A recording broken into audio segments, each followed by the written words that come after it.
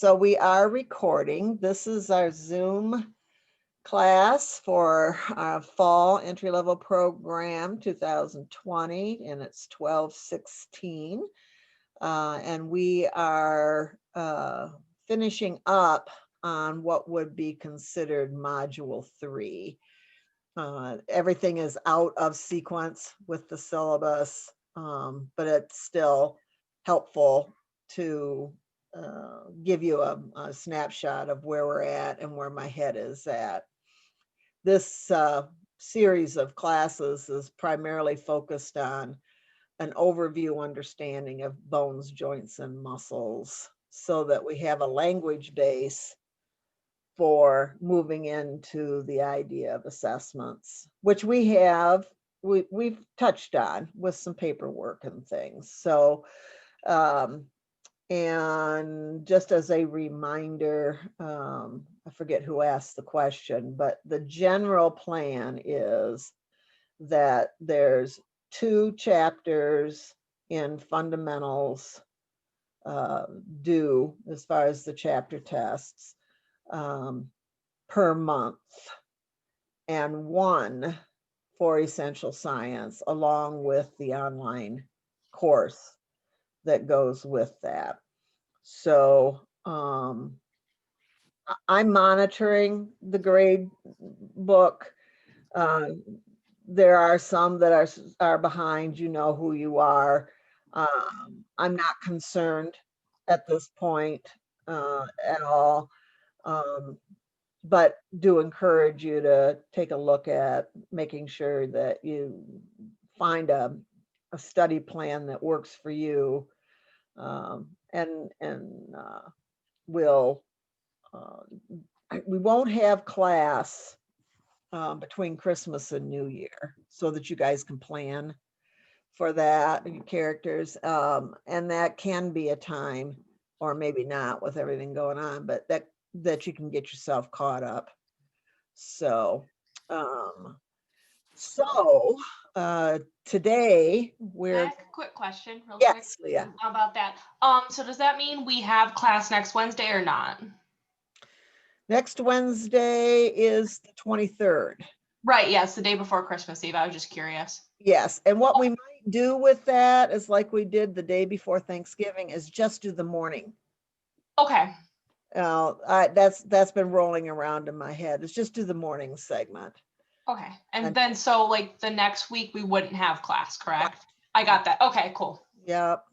And I'll put it up on announcements. The other thing, I was looking for something on the announcements, which is the fundamentals course announcements page. And I found myself, oh, well, Londa, she keeps disappearing and then coming back.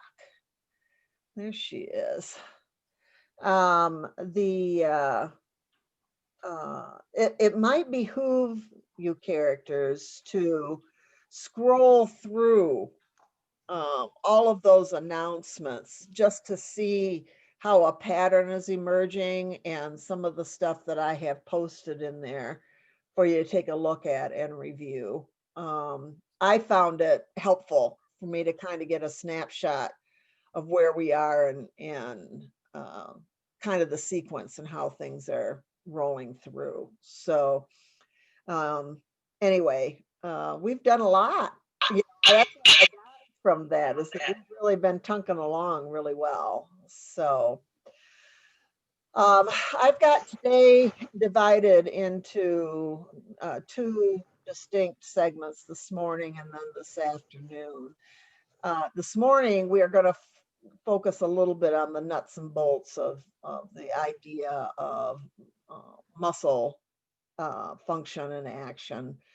And then this afternoon, I'm going to switch gears with you a little bit and look at, it's a little preview into the assessment ideas, but some information on critical thinking and pain, what we are learning more and more about the difference between acute pain and chronic pain, and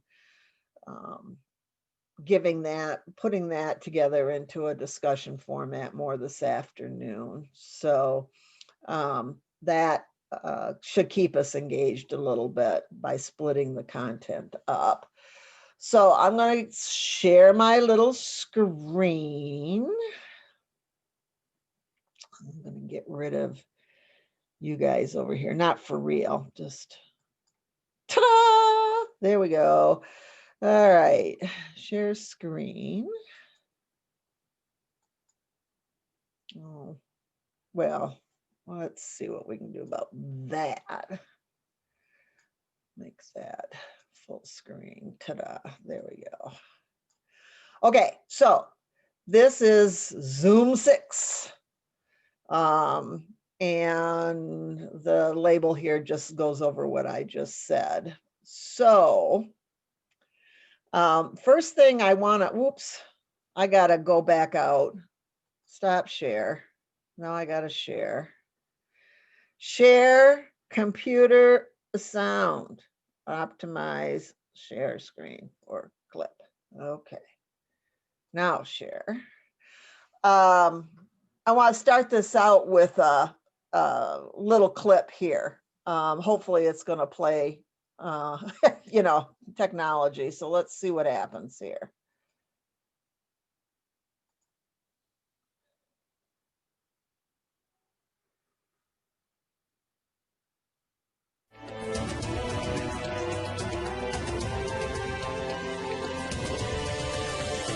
Check out if you can hear it.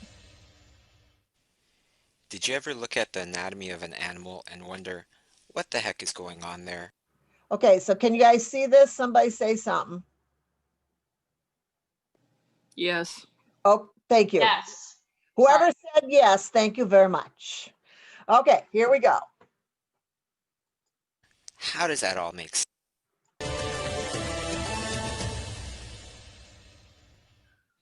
I can hear it, but I can't see it. Wonder Okay, what the heck is going on there? How does that all make sense? How can I understand? let's see. Can everybody see it or you can just hear it? I can see it. I can see it. I can see it too. I can't. Okay, so Londa, the goof is on your end. All right, let's start it again. If everybody else can see it, then it's not me.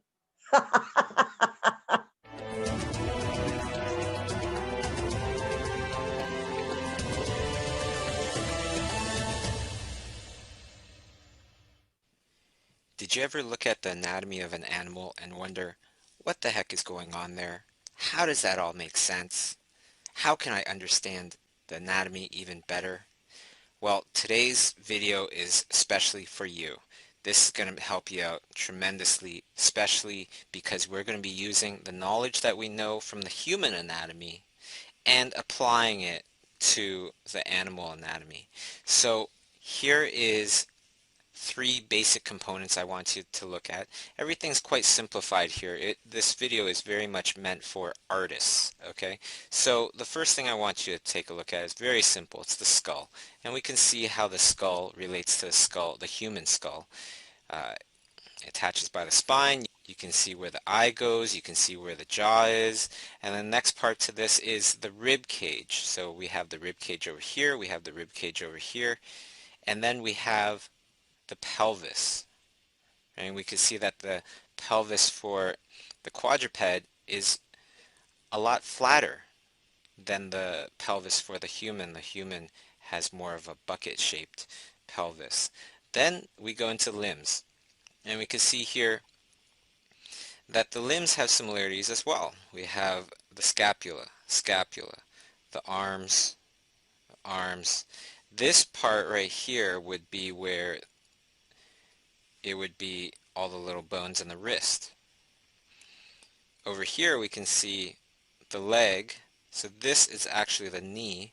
Just like on the human, here's where the knee is here. This would actually be considered what is on us, the ankle. Okay, and then all the little feet bones. And of course this is all very much simplified because it is geared towards what I do, creature design. And it's for artists. So let's continue. Put them all together and it looks like this. let's put an outline around them so you can see that the first one, this example, is more of a dog, and then the other one is a person. And you can see how the outline works with the skeletal structure. Something to point out here is that if you look at the spine is actually pretty far down from the surface of the dog. And you can see that the spikes on the back of the vertebrae actually get quite long, and if you look at something like a cow, they can get really, really long, and the spine is actually quite far down from the surface. You can see here, same thing on the human. You can see that the neck is very much, the spine there is not on the very, very back of the neck, which is what a lot of people think. You can see where the spine goes inside the human. It's not all the way against the edge there. Let's take a look at some muscles now. So here, what I've done is I've just drawn in a bunch of the muscle groups or the muscles that I felt were the most important to me. It's very much simplified. You can see all the different muscle groups. Now let's see how the human muscles relate to the dog muscles. Let's take a look at the first one. You can see here the muscle on the jaw, the neck, back of the neck, and you can see how much bigger this one is. You know, considering that the dog always has to kind of use those muscles to help lift up its head, as opposed to us where we kind of balance our head on top of our bodies. We don't need such a big muscle there. Let's go on further. The different muscles here, how they relate. Also, you can see that these little bits here also relate right here along the human. Let's keep on going to the shoulders. Okay, you can see the shoulder muscles, buttocks, and more like the triceps here, the leg muscles. And you can see that the knee is actually very high up, just like how the elbow of the dog is very high up. And we wouldn't even actually normally look at that as a knee. And that's why a lot of artists, beginner artists, tend to think that the legs on a dog are, they kind of work backwards, when actually they don't. It's just that the knee is really high up, the ankle is really high up, and then the bones of the so-called feet are, you know, of different lengths here. It's a lot more elongated than the foot over here. Let's go on to this lovely muscle that always catches some nice shadow. Well, not always, but a lot of times. The leg muscles here and how they compare. And now you can see the relationship between the quadruped and the human. Now for our exercise. What I want you to do is download. So that was pretty fascinating, I thought, as an introduction to how we're going to understand the muscles. And if the dog stood up on its hind legs, then you would see relationships to even more to how there is a continuity in the anatomy. If you guys are going to play with that as a theme, I just want to touch in, you're going to see a common, much more common blueprint for mammal skeletons and muscle anatomy. But if you shift and start to extrapolate that further, you'll see some bigger differences if you go to like birds and reptiles, etc. But the mammal anatomy basically follows that same blueprint. If anything, we're the aliens. So if you go and look at the skeleton, almost all of them, same number of vertebrae, same overall structure for the limbs, long bone, two bones, a lot of little bones, digits, maybe a little fewer digits, maybe bones are longer than one or the other. I'm sure everybody's heard the trivia thing, but even a giraffe has 7 cervical vertebrae. Anyway, that's my 2 cents. Well, I love your 2 cents, Luke Allen Fritz. And your eggs are over here. Butter, beets, and cheese. are over here. Butter, beets, and cheese. Luke's the grocery shopper around here. Okay, let me get back to the screen share.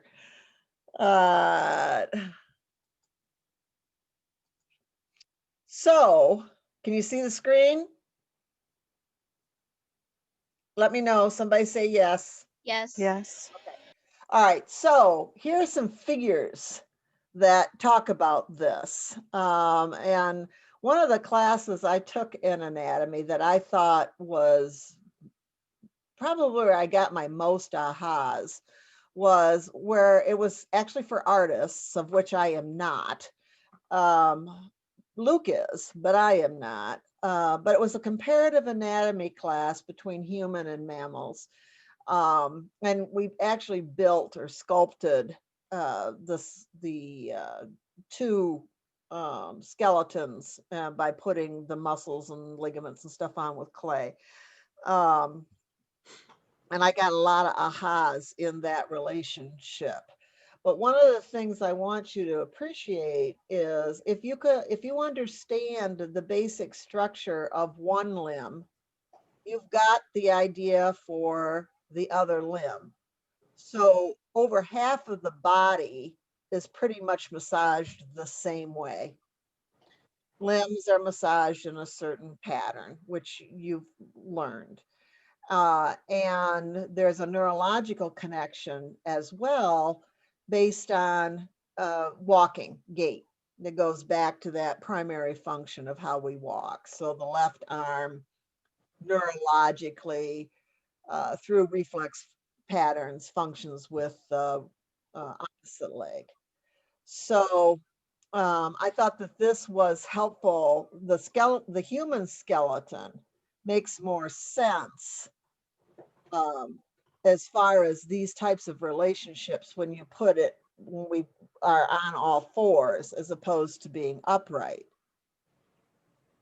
And if you even look at the way our gait reflexes are formed, you can watch a baby as it initially learns to crawl and stabilize itself. It has to have that opposite shoulder to hip movement with the other side being stability. So we build up these gait reflexes from crawling, predominantly the coordination just having to be at the shoulders and the hips, but then extrapolating that further to being able to stand upright. And if you watch like the baby standing upright, it'll kind of do more of a waddle, maybe hold its arms up over its head and kind of waddle back and forth. That's building up strength in the AB and AD ductors, which are about balance before it can get that, start doing the arm swing and leg swing, and then suddenly it's running all over the place, getting into everything. Yes. Thing I wanted to nuance and then I'll promise to shut up. You may talk all you want, Luke Allen Fritz. I just don't want to ramble. But well, that does occur. The only way that when we decided to stand upright that we can, remember I was talking about balancing the skull? The only way that you can properly accomplish that while maintaining our eyes being level with the horizon, as well as getting things kind of stacked evenly on top of one another, the thoracic cage, the rib cage being positioned over top of the pelvis, what you have to then do is curve the lumbar and cervical spine. So you'll see that we have these exaggerated curves at our neck and our low back that helps create the stacking of our skull directly over top of our rib cage and our rib cage directly over top of our sternum. But that creates a mechanical disadvantage at the neck and the low back. Now those joints are stacked in kind of that weird curve design, which it would be slightly more optimal if they were directly on top of each other. Or if you look at the four-legged animal, they don't have to stack all those little joints on top of each other. So they don't tend to have vertebral disc issues as commonly. unless you're doing something like what we do to horses by putting a saddle and then putting stress on their backs. But that what you have then is that the neck and the low back rely a bit more on our muscle stability. So we talk about core stability and why that's so important for low back related things and neck issues. I remember last week we were talking about how there isn't as much muscle holding it because it's kind of just stacked on top of there to allow for all this weird mobility that we have. But the really cool thing in terms of our anatomy, and you're going to hear this reinforced, is the importance of glutes. The glute maximus in particular is one of the most important muscles we have in relation to core stability. We think a little bit too much about the obliques, the ab muscles with core, but glute maximus, we have, if you compare the muscle anatomy from all animals across, we have the biggest glutes, oddly enough, but that's part of the design. The glute maximus is there to help support our hip related to our low back. So you're going to see with people with low back dysfunction that there's potentially going to be issues related to the hips. And when we get even further into helping more with people in some muscle imbalances, certain muscles being too strong, certain muscles being too weak, there is a condition out there called dormant butt syndrome that's related to glute maximus not being strong enough. So it's just a kooky thing to realize and to pay attention to, because typically what people will have problems with is they'll have the muscles of their low back working too hard and the muscles of the high hamstrings working too hard and the muscles of the hip, specifically glute maximus, are too weak. And that's a key source of just dysfunction across the board. So there. Well, on top of that, when we sit all the time, we put gluteus maximus on a long, it's sustained and it's long orientation.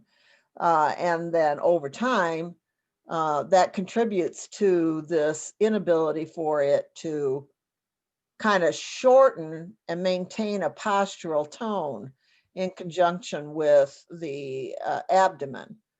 So what I'm hoping that we have with this is a sense of spatial awareness and how design is kind of universal, and then how the upright bipedal posture puts strain and predisposes us to a lot of neck, shoulder, and lumbar, low back kinds of conditions. And those are the two that most people seek out help with. So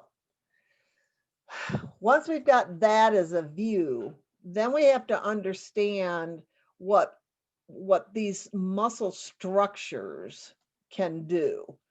So now a muscle is a complete unit. It's got the contractile fibers that actually pull. It's got connective tissue sheathing. It's to bundle it together. It's got a nerve supply, a blood supply. It even acts with endocrine function. And so in order for us to get a general idea of function, we're going to concentrate more on what it does when it pulls or stops pulling or moderates how it pulls. And that's really all a muscle can do, is stimulated by a neurochemical response. It causes fibers to come closer together. It's called the sliding filament theory, and actin and myosin, and it's, whatever. So in order for us to move forward with what we're going to try to understand here, we have to understand these pulling. What happens when the muscle attempts to shorten, or there's an action that counteracts that. So concentric, a concentric action means that a muscle group, a functional group, has been signaled through the nervous system and then a chemical action to trigger that shortening, a pulling together. That's concentric. When a muscle does that, it performs the function that it's most known for. So if you bend your elbow, that's primarily the muscles in the forearm, and they're called elbow flexors. And the group that is actually doing that pulling and pulling shorter, their function at that point in that action is a concentric action. So when you look at what does a muscle do in a list, what does a muscle do? It will often say, well, it is a flexor of the elbow. But that's only when it's functioning concentrically. There are other actions down through here. So that's only just part of its job. A muscle has 3 main actions that it can do.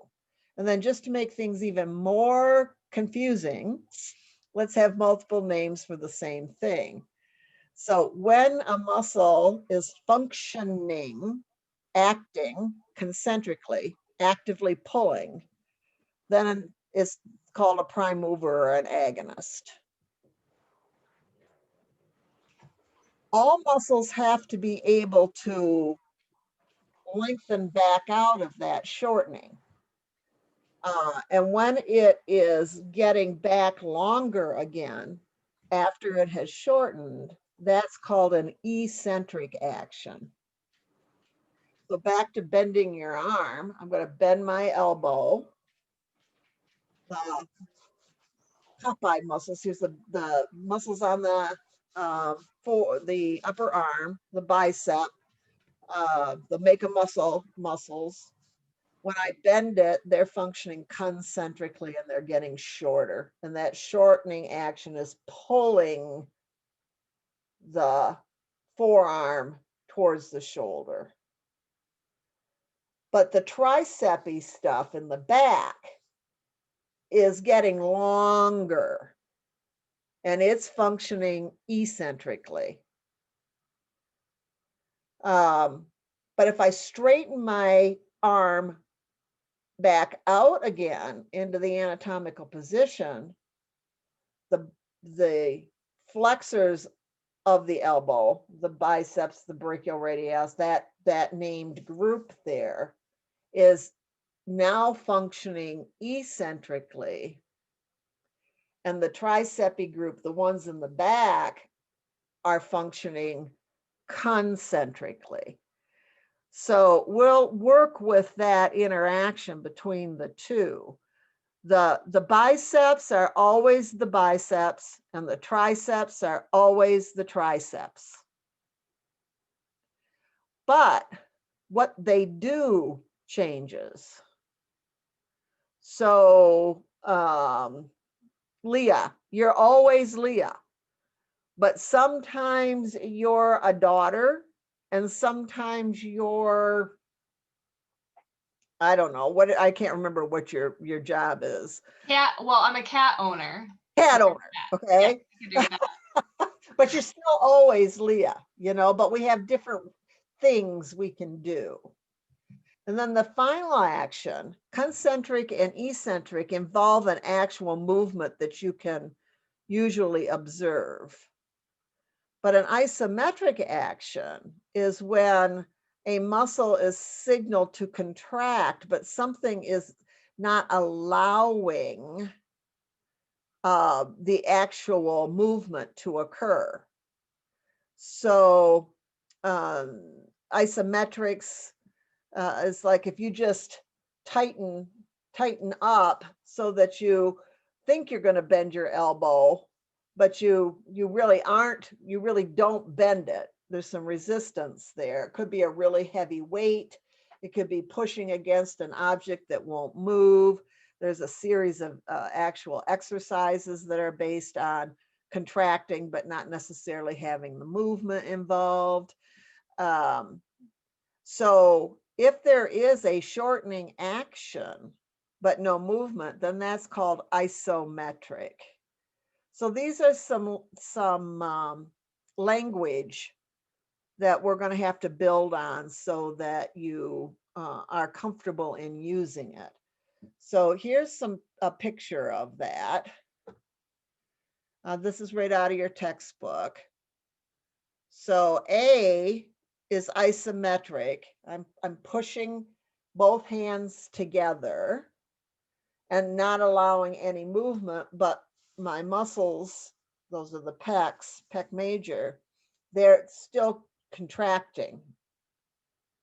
And then B is a concentric action when it is shortening, and C is the eccentric action as it lengthens but remains maintains a tone so that we're just not flopping around. So these are very coordinated activities. Oh, sorry. That's right. And I agree with you 100%, Doug. Part of, I'm babysitting. I got the baby shepherd here. So if you see me. It was your dog that barked. Okay. Something that confuses people with this is those actions also get called contractions. And in day-to-day usage, we tend to always think of a contraction as a shortening of something, right? So when you hear eccentric contraction or eccentric action, the idea that it's a controlled lengthening that's still having activity in the muscle via the nervous system, that's sometimes a weird thing for people to wrap their head around. So action is easier. You'll oftentimes hear me, just for your own brain's sake, to hammer the terminology in. Related to what it's doing is, I think, and try to say, concentric shortening, eccentric lengthening, and isometric is, to me, more about a stabilization. It's the tone is increased, but it's actually restricting movement. It's not allowing movement in either direction. The other weird thing about this is what she said about there being multiple names. So agonist, antagonist. Usually the agonist is related to something that's doing the concentric shortening, but that's not actually always the case. So the analogy I use for this is just like in a story. So if I use Harry Potter as an example, Harry Potter is the agonist. Why? Because JK decided. It wasn't Neville. It wasn't Tom Riddle. It wasn't anybody else. She decided it was Harry Potter. So the agonist becomes, who am I paying attention to? Who is the story about? And that muscle, since I'm paying attention to it and it's about it, the antagonist is whatever does the exact opposite. So it's easier in your brains to not focus on the agonist antagonist specific to the action that it does. The agonist is what you're paying attention to. It's your hero. And the antagonist is the thing that does the exact opposite motion of that. So that would be Voldemort then. Yes. Clarifying. So if I decide that biceps are my agonist, my Harry Potter, regardless of what they're doing, regardless of their concentrically shortening or eccentrically lengthening, the triceps are Voldemort. The triceps are the antagonist. So it's more about you deciding which muscle you're paying attention to, and that hero muscle, your agonist, can be concentrically shortening, eccentrically lengthening, or isometrically stabilizing and just holding on for dear life. There. Ta-da.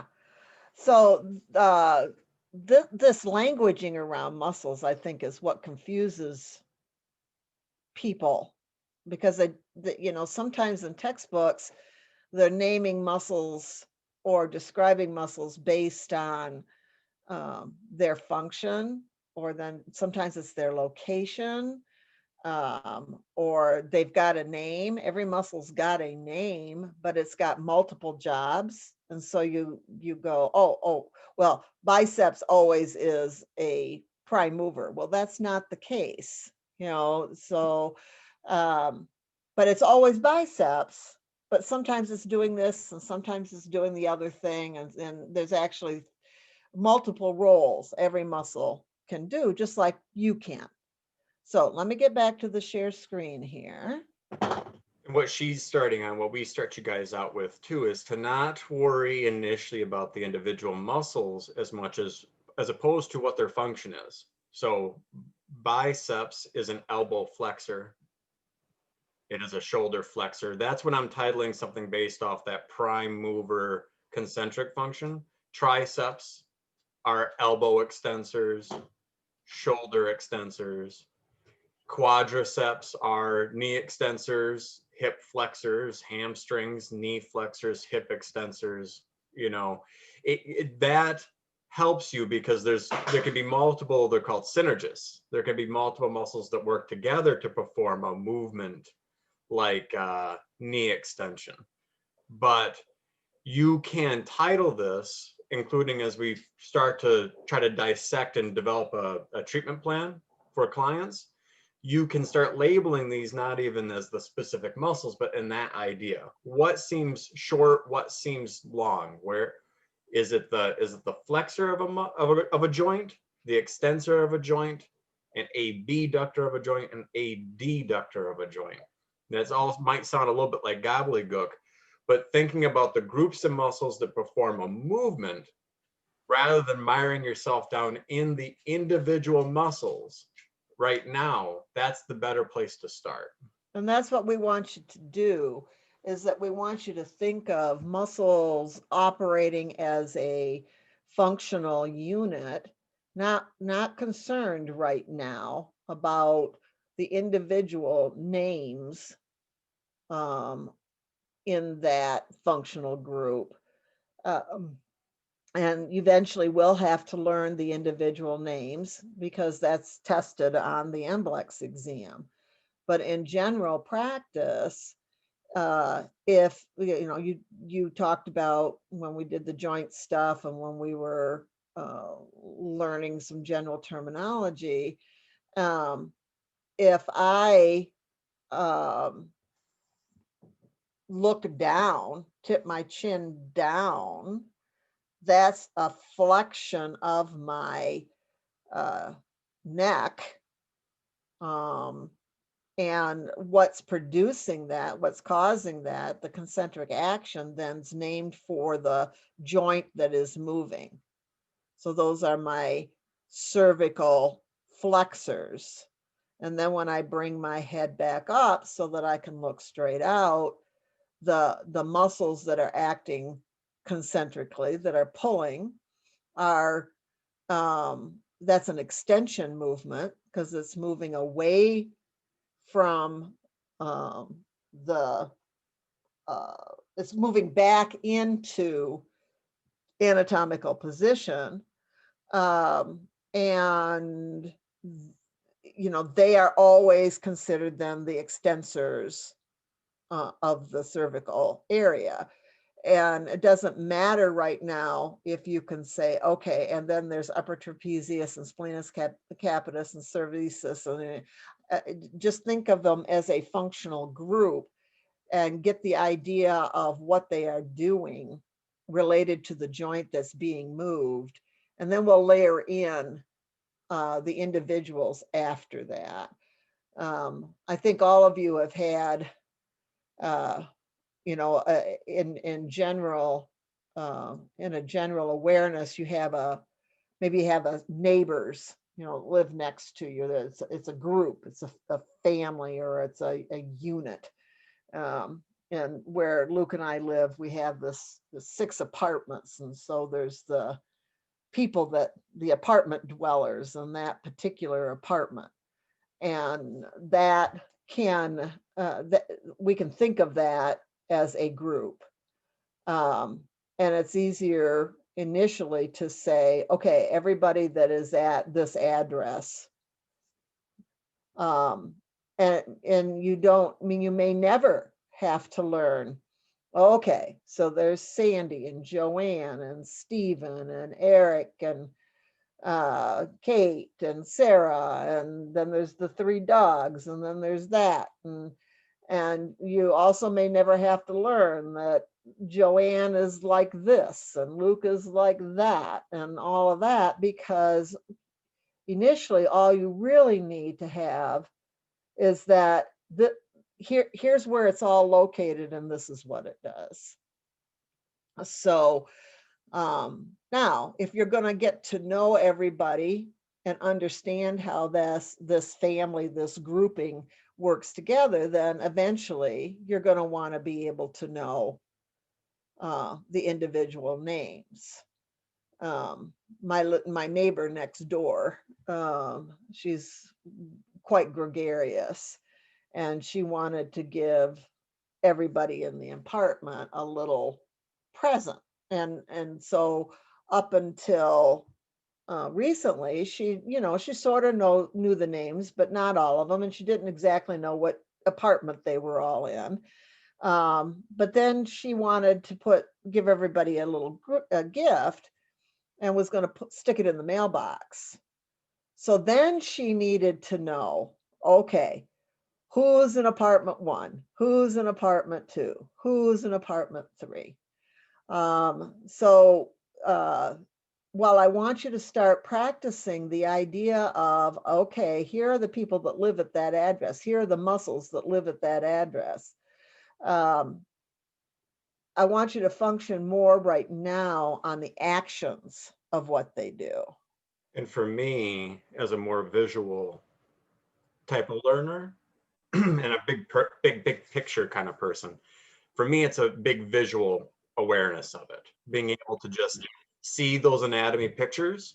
Literally, you know how you can just find those, they're in the books, they're all over the place, having like a good picture of all the muscles on like the surface, the anterior, lateral, and posterior. And then they'll do at least one slice deeper in and show you the deeper layers of muscles. A good visual awareness of where these things are and more or less what they do. And I know we're going to get further into it, but an example that predominantly, at least in the upper body, for example, everything on the front, everything on the anterior side usually can do some kind of flexion. And everything on the posterior side has to do with extension or hyperextension. The legs, it kind of flips around a little bit, but the arms on the anterior side, those are all your flexors. And then on the posterior side, those are all extensors. Having kind of that general blueprint to follow in the practical world of just figuring out, okay, the person's having a problem with this movement, where should I at least search and start palpating to get some more assessment? That's what I use for the longest time. Now this slide is leading into what Luke was talking about. So muscles are arranged in layers, and most body areas have 3 to 5 layers of muscle. So it's like a sandwich, right? It's there's bread, then there's mayonnaise, and then there's peanut butter or bologna or whatever, and then maybe there's some lettuce, and then there's a tomato, and then there's another piece of bread. So the sandwich is the whole functional unit, but it has different elements or different layers in it.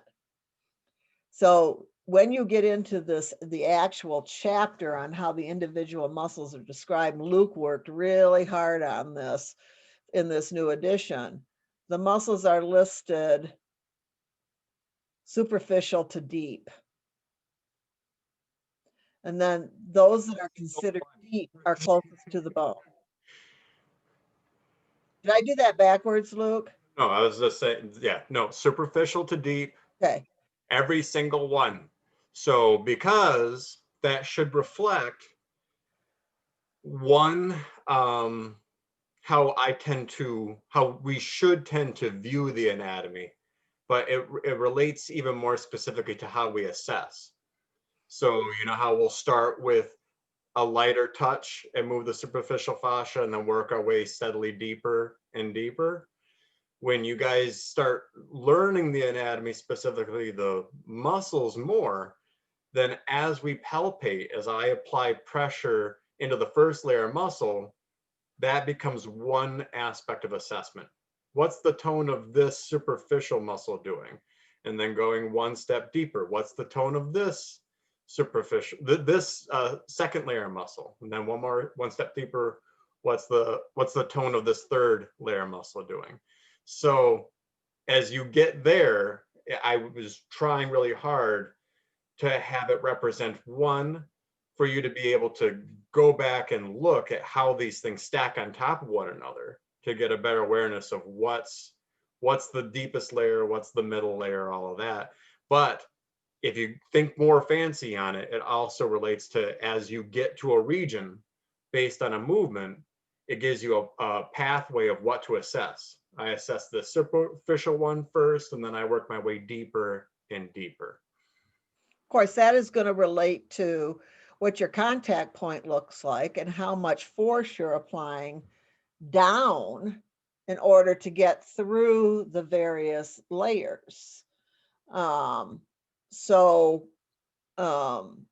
we continue on with this, muscles with similar function are bundled together by the deep fascia into compartments. So I have put my sandwich into a baggie.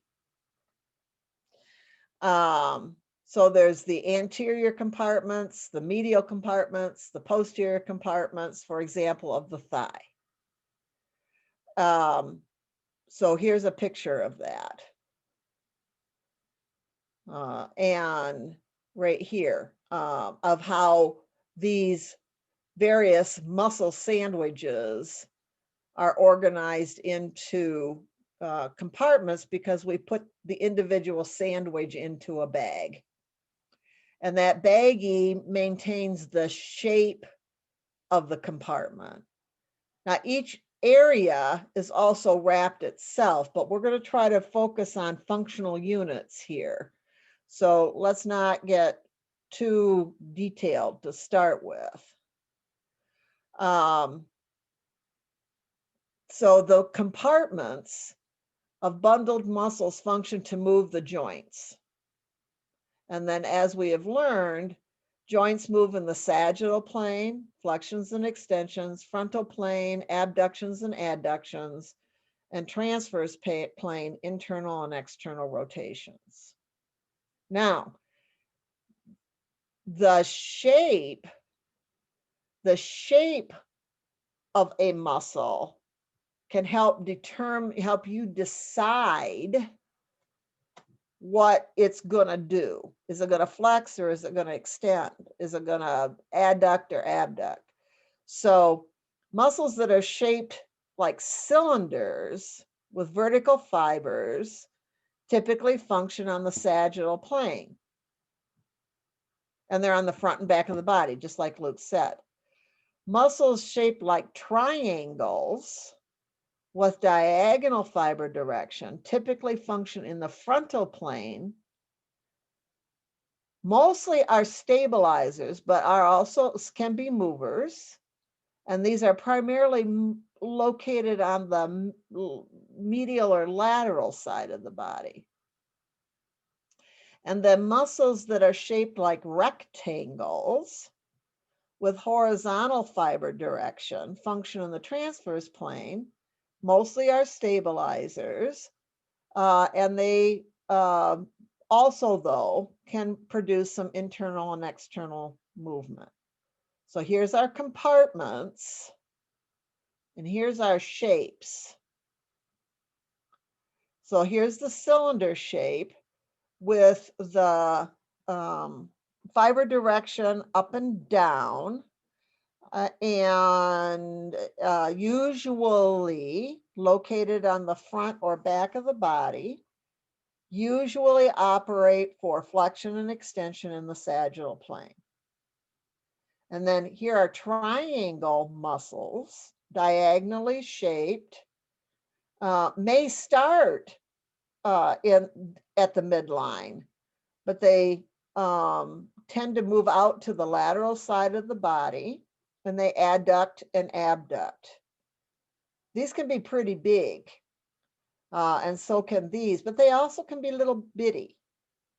And then you've got your rectangle shaped muscles with the fibers going across, and they produce internal and external rotation, and they're usually small. You don't find very many of these that are really big. Okay, so here's a muscle picture. So just stare at that a little bit, and then I'm gonna, can you see if I point at a muscle group? This one that goes straight up and down. Anybody want to make a guess? Unmute yourself and make a guess at what this straight up and down muscle does.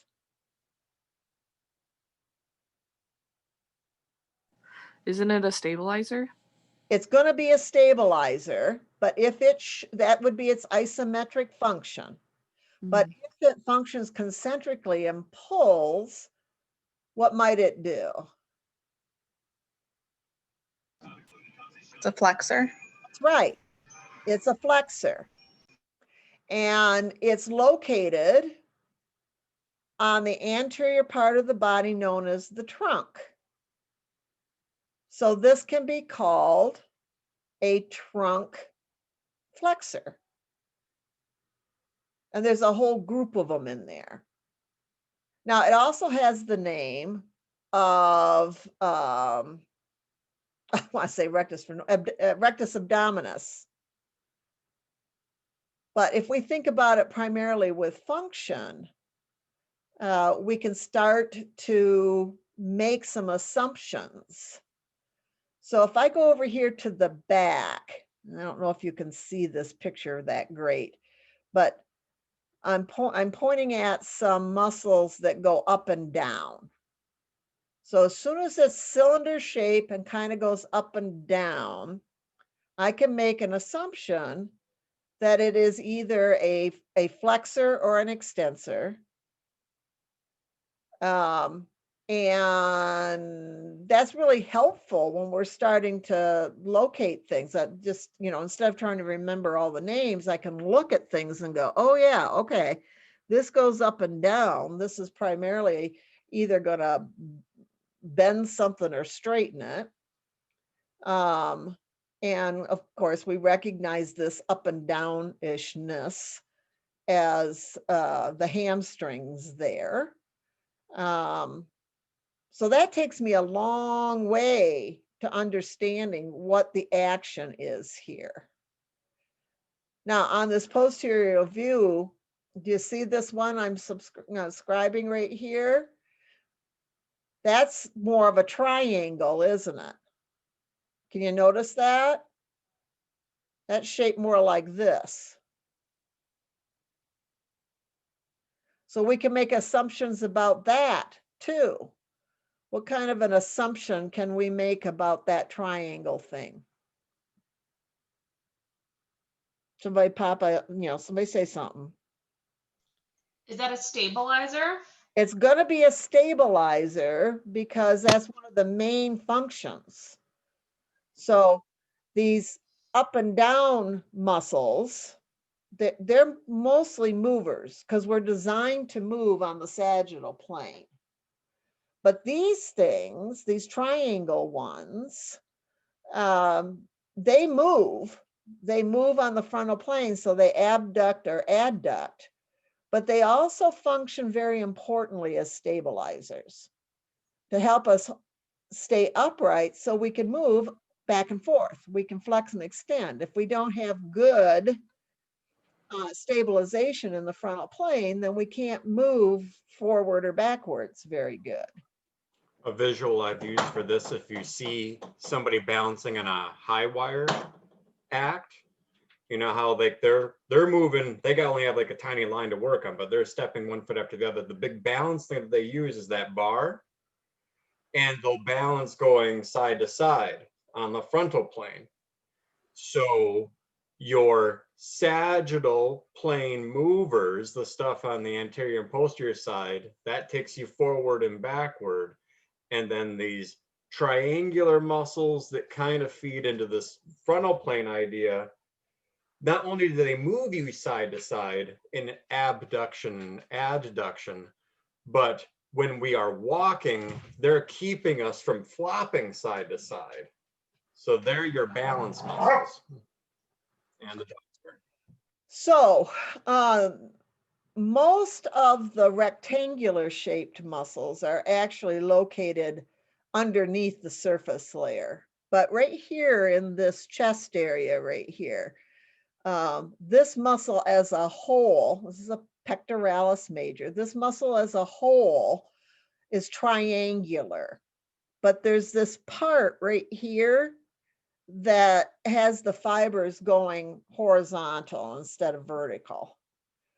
So we can make an assumption then. What would be the assumption we make about what happens when these fibers pull, when they concentrically act? What would be our assumption?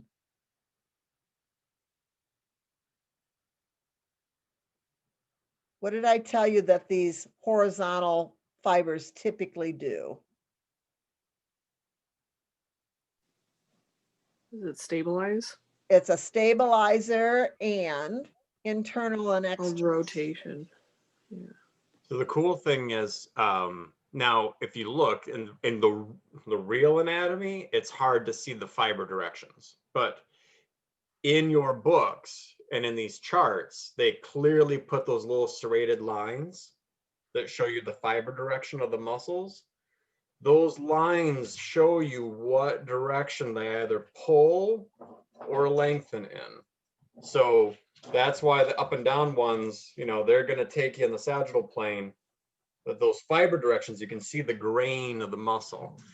And using that as a reference point, that tells you what, at least what general direction is it going to take the body? Is it going to take it up and down, inflection and extension, side to side, on a diagonal and abduction, adduction, or sorry, diagonal, or side to side on the horizontally, and that's going to be your rotations. Now, as she said, the abductor, adductors, and rotators can be involved and are involved with stabilization, but some of that with true stabilization relates to just how deep the muscle is. The deeper the muscle is, the closer it is to the joints and the bones, the more it is about stabilization. The more surface it is, the more it is about a bigger movement. So literally, the bigger the muscle is, the bigger the movement it does. The smaller the muscle is, the smaller the movement. So that means smaller muscles tend to be stabilizers. Big muscles tend to be big prime movers. So stabilizers, little tiny ones, they often are involved with an isometric action. Whereas your more surface ones that are more involved with movement, they're going to go back and forth in their action between concentric shortening and eccentric lengthening. So I've got another little video clip here for you.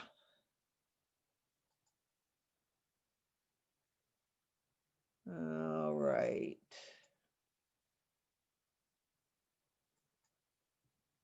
Hopefully.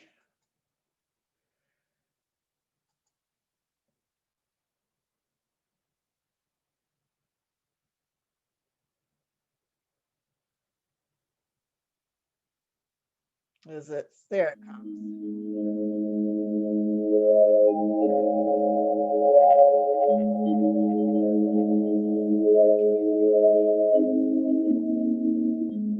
When describing motion, human movement begins from the anatomical position.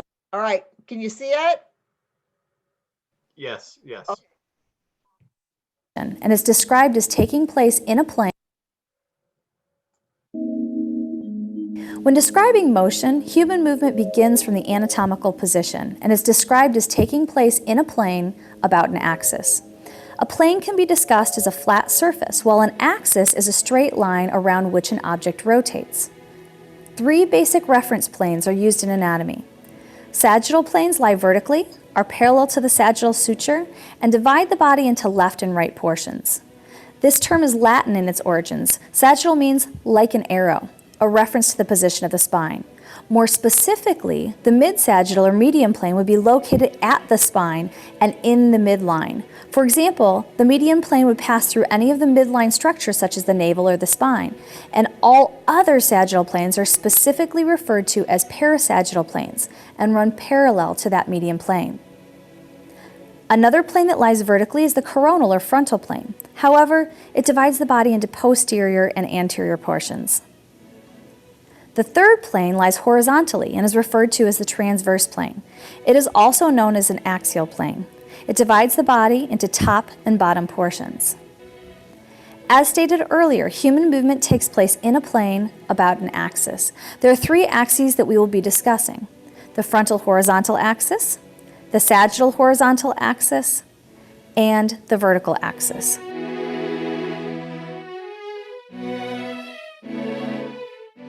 When a person is walking, that individual is moving in the sagittal plane. It can be also described as moving about a frontal horizontal axis. Other examples of moving in the sagittal plane about a frontal horizontal axis would be performing a squat or even a leg raise.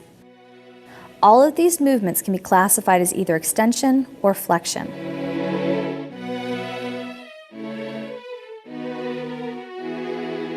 If a person is performing jumping jacks, they are moving in the frontal plane about a sagittal horizontal axis.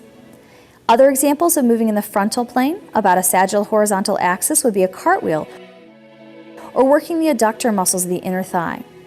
These movements can be described as either abduction or adduction.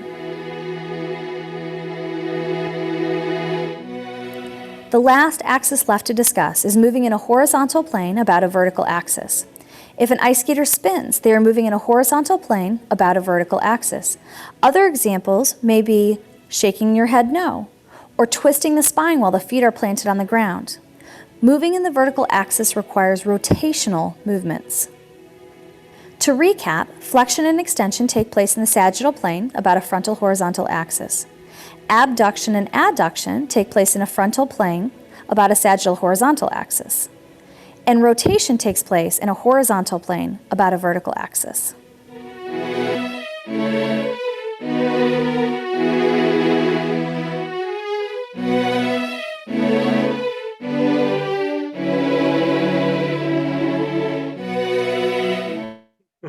Okay, now I got to figure out how to get rid of that video. But isn't it interesting that when we start relating these planes of movement, so it turns into a lot of anatomy and Latin, you know, so I know that some of this just kind of gets a little gobbledygooky, but Just a second. I don't hear anything. Mathematics. In fact, we would like to explain you how to use planes and axes in order to describe certain movements. For our explanations, we will always start in the anatomic position.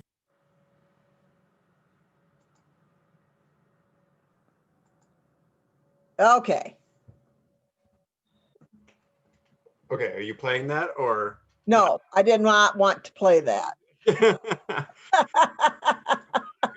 shepherd trying to knock the computer over. Oh wait, go the other way. There you go. So, but isn't it interesting that when we relate to the planes of movement, sagittal plane means that you're moving essentially either forward or backward. And as indicated, that's going to deal with flexion and extension. And the muscles that do that are going to be on the front of your body or the back of your body. They're going to be on the anterior side or the posterior side. The frontal plane movements, which are, you know, jumping jacks, anything that takes you side to side, lateral flexions, abductions, adductions, those fibers run diagonally and they have to at least kind of grab onto the sides of your body one way or the other. Upper trapezius here allows for some of that. Latissimus dorsi here allows for that. The triangular shape is related to the nature of the fibers having to go from one part of the skeleton out to the other side to allow that movement. And then on the transverse plane, those horizontal fibers, that's why they have to be, they're only going to be located in certain spots too.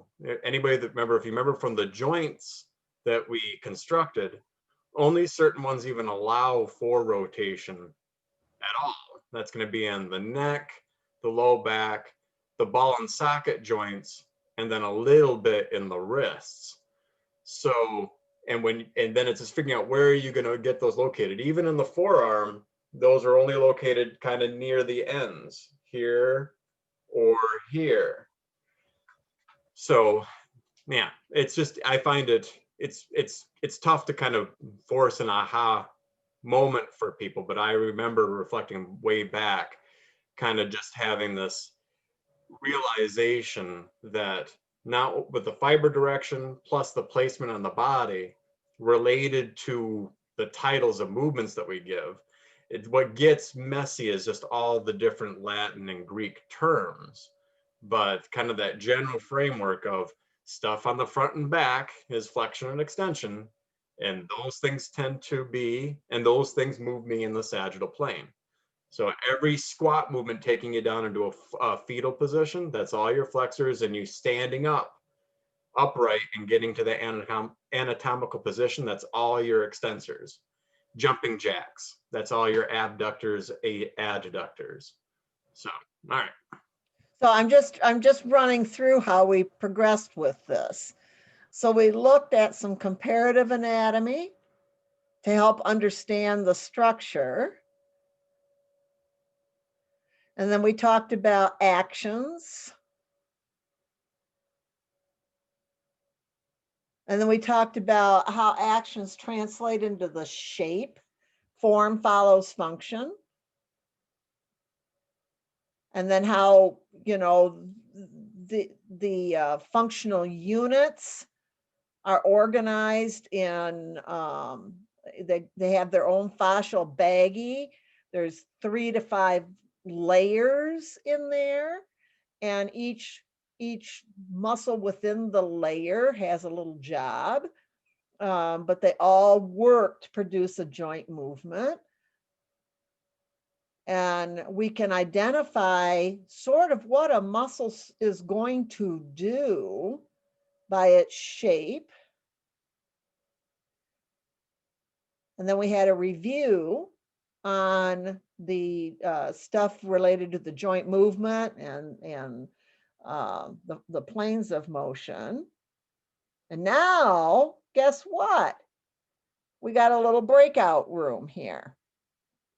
So, do you remember how I was showing you, okay, this muscle shape is triangular, and this one is going up and down, and how we were looking at the skeleton to do that? I'm going to break you into 3 groups.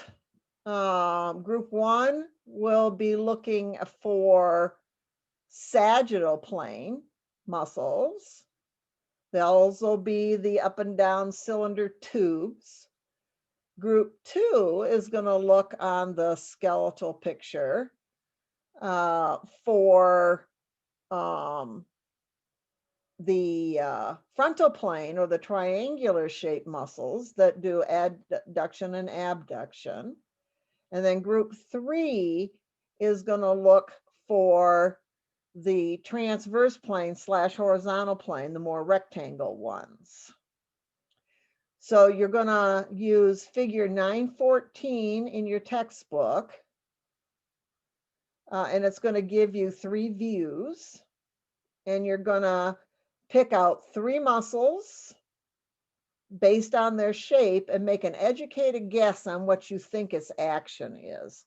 This is going to flex the knee. This is going to plantar flex the foot at the ankle. Make some guesses about it. And then in your textbook, you can use Appendix A. It's on page 690. It's a quick muscle guide, and see if you were correct. And then when we get back from the break, we'll check this out and see how you did on it. Okay? So I'm going to put you into breakout rooms.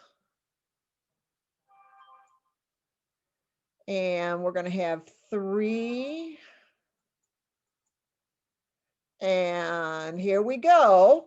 Remember, group one, you're going to have the cylinders. Group 2, you've got the triangles, and group 3, you got the rectangles.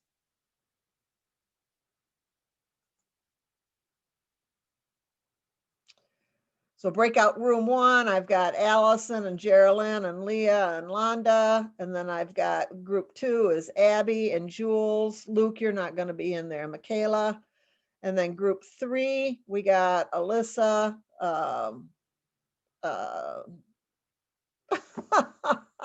Gail, Teresa, and Celine.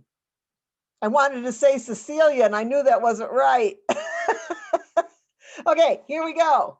I'm going to open the rooms. You've got 30 minutes to do this, so make sure you get up and roll around and get a drink of water or whatever you need to do, and then we'll come back and we'll see how you did.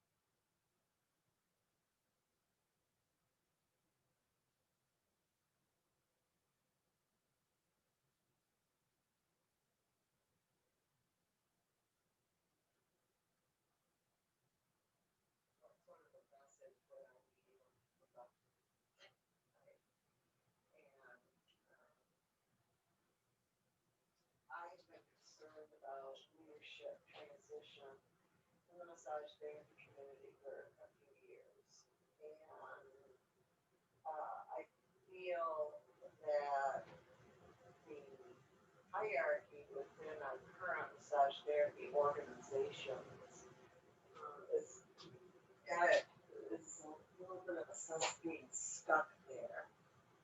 And so efforts towards leadership and evolution of the massage therapy community from outside sources, I think is an excellent way to pursue this. Whether it is summits like this and various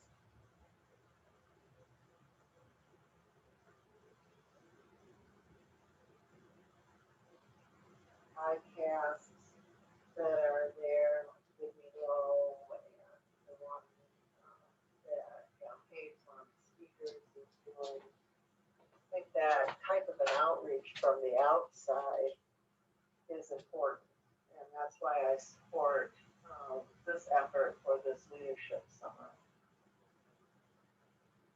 Leadership is an interesting thing, and my master's degree is actually in leadership, organizational management. And I remember when I was looking for a relevant type of a master's degree to accompany my bachelor's in health science.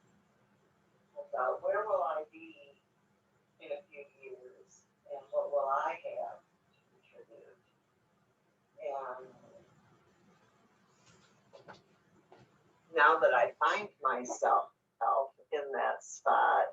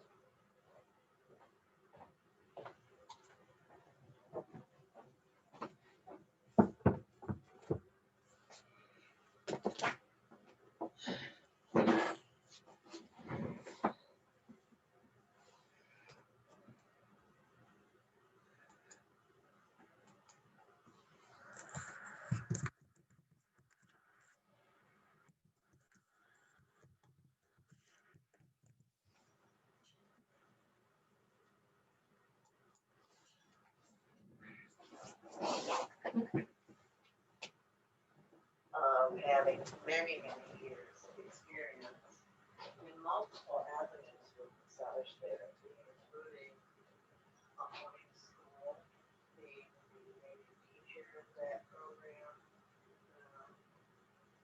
getting through the Great Recession, the economic strains and changes in the massage world there.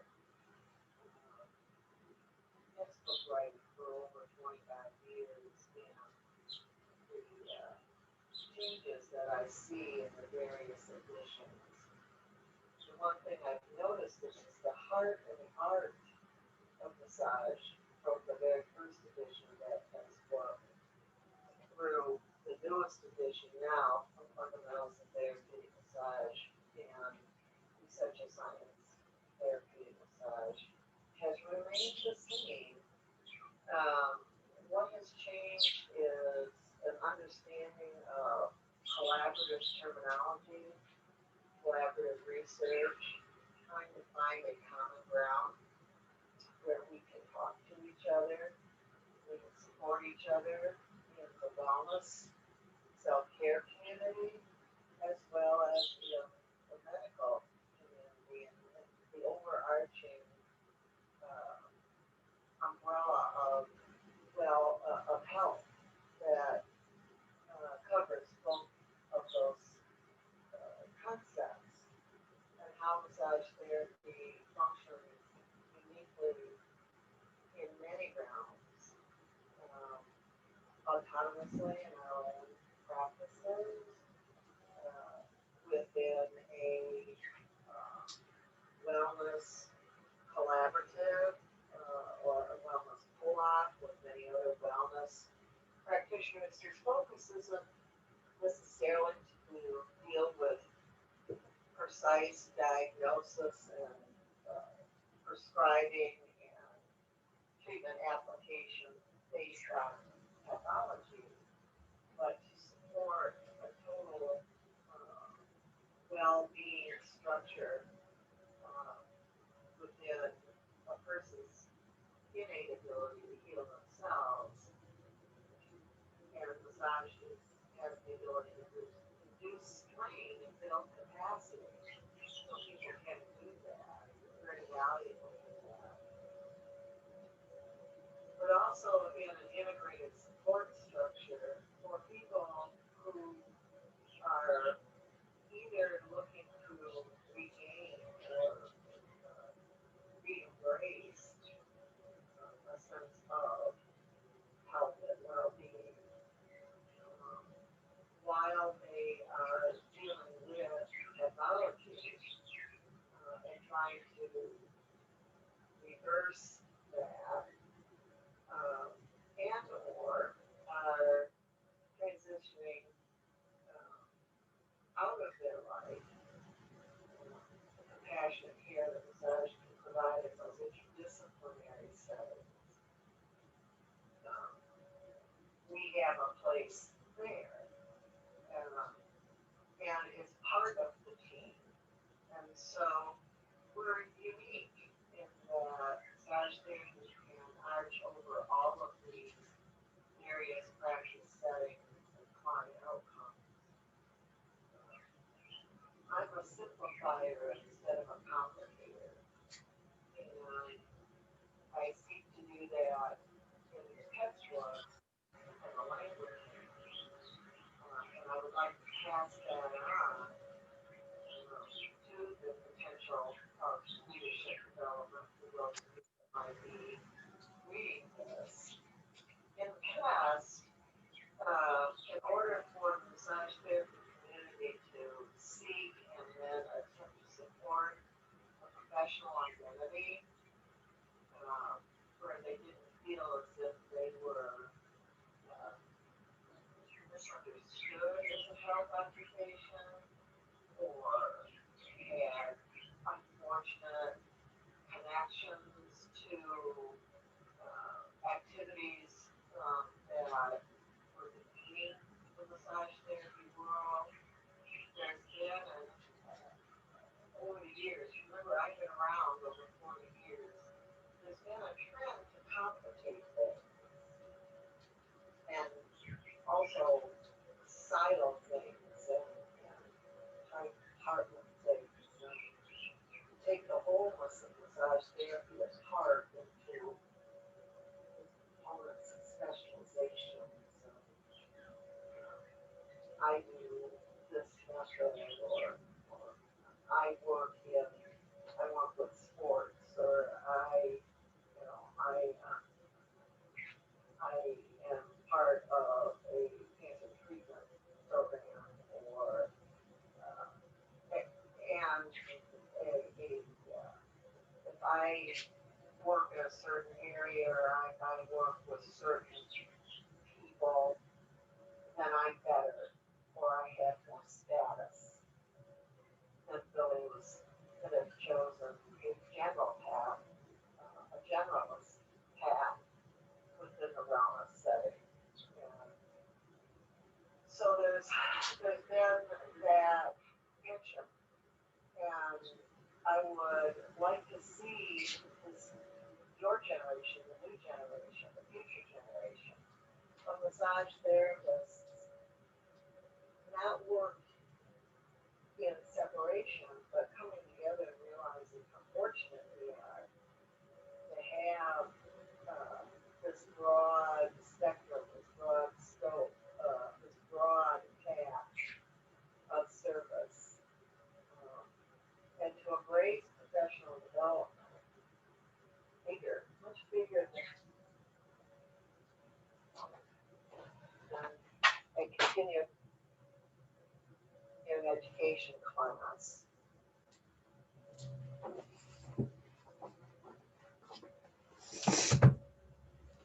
To realize that what we do is pretty simple and pretty humble.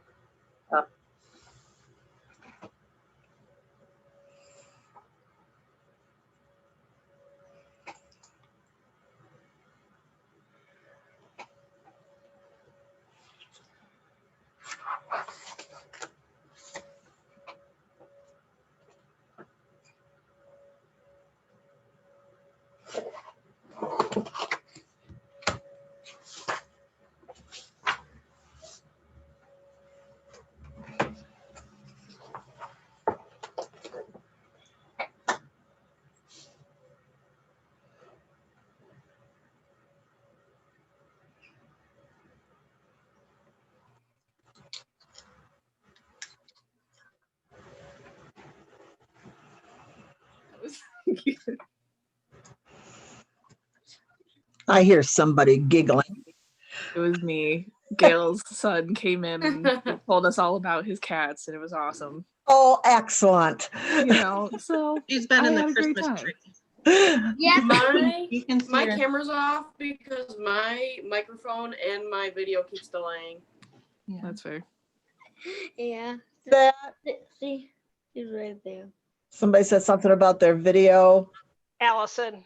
Oh, yeah, that's right. That was me. Yeah, you've got that My internet's really bad right now. internet. So Okay, Ben, leave her alone. figure out why you weren't seeing the video. Me? Yeah. Okay. All right. So we were playing around with some theory structure, some organizational thought here. Oops. Oh, I am recording. God, I think I recorded that entire break. Oh, well, when the video goes up, start and stop it. So, usually I turn it off and then forget to put it back. So, all right. Always fast forward. Here's this. See, it's a book. See, picture. All right. I asked you to just make some assumptions about the function, the concentric function of a muscle based on its shape. And then to go to Appendix A, and there's other ways to do this. Appendix A, quick muscle reference guide, and it'll give you the concentric action. All right, and you can just double check and see how close you got. So where's our people from group 1? Or that was the sagittal plane movements. What did you come up with? What were some of the muscle names you came up with? So we took it as what we were just supposed to do, like just cylinder. So that's what we did. But if we were supposed to, that was right. Okay, cool. Okay, good. Cool. So we're on the right track. So we all did like the deltoid biceps and brachialis, and then we did a few other ones too that other people can share. But the deltoid, it's in the shoulder joint, and I thought it looked like cylinder shaped. So I think I got most of the movements right. Like I guessed like flexion and extension. If that was, I'm laughing, Leah, because Gail's little one, I just saw him upside down in the camera. So I have to get that chuckle out of me. Sorry. There it is again. Okay, so you looked at the shoulder joint to see which ones went up and down. Yeah, that's what we were kind of looking at. And so I guess for the deltoid, like flexion and extension and some kind of rotation, but it was more specific. It was like lateral and medial. And then we did like the elbow, and I'm gonna butcher this word, randicular joints, like, so that would be like the biceps and the brachialis. That's where they're located. And I guessed like flexion, but it was very specific. So it kind of went downhill when we did for me at least. I think for the other ladies, probably a little too. So what was the other ones in group 1? Right. So yeah, go ahead. I did the lower leg muscles. So I did the fibularis longus, tibialis anterior, and the gastrocnemius. Gastrocnemius.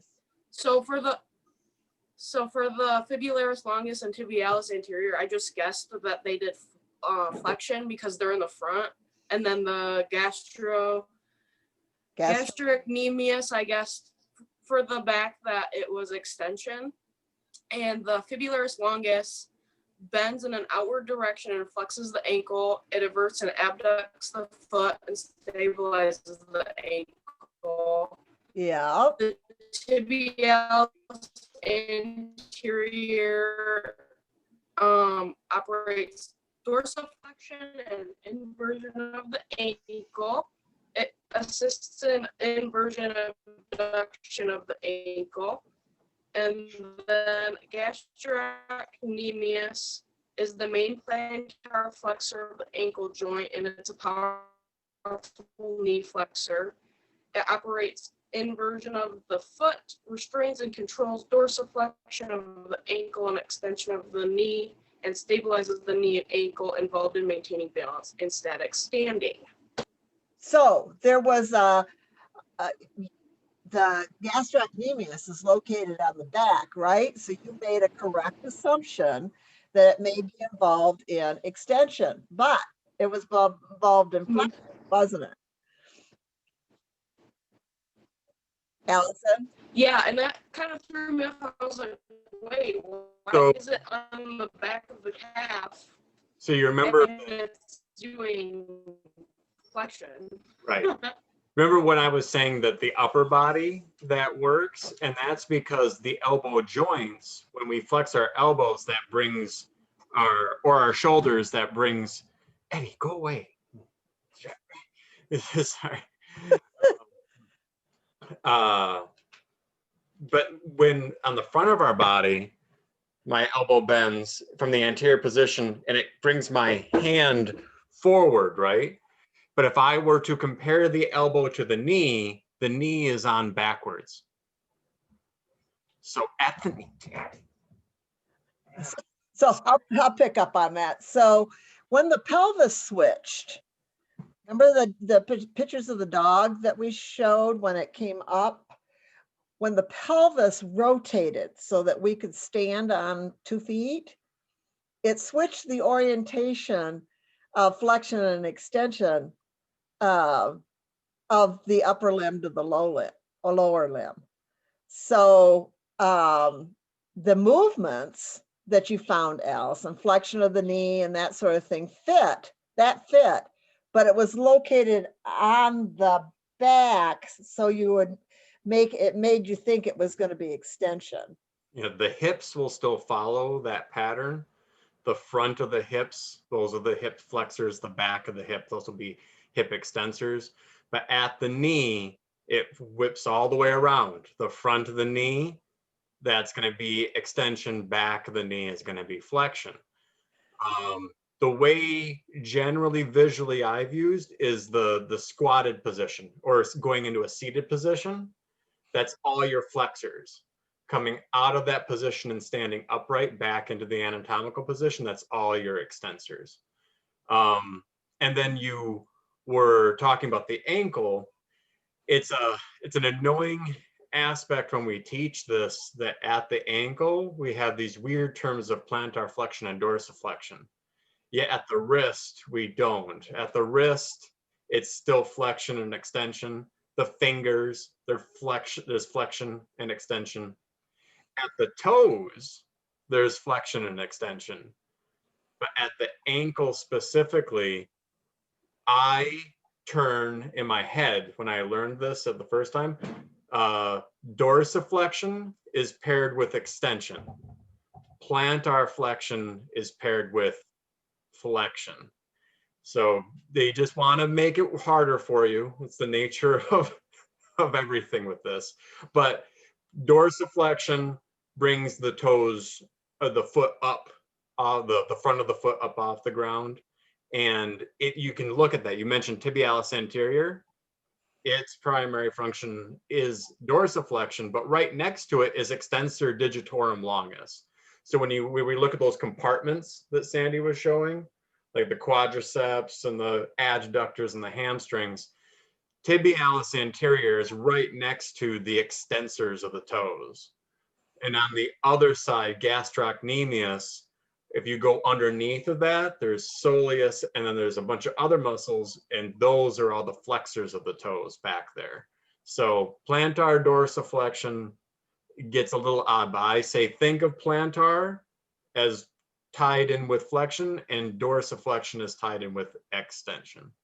So this is what happens with generalities as we're looking to find more simplified patterns of learning. It works most of the time, not all of the time. And this is a way of thinking too. If I can, it's like in grammar and spelling, I before E, except after C, that kind of thing. So I was glad that you guys did that. I was hoping somebody did that. But what you were able to discern is that they were cylinder tube-like. And when they were cylinder tube-like, there was a flexion and or extension involved. Now, who else was in that group? Go ahead, Leah. Sorry, I had a quick question.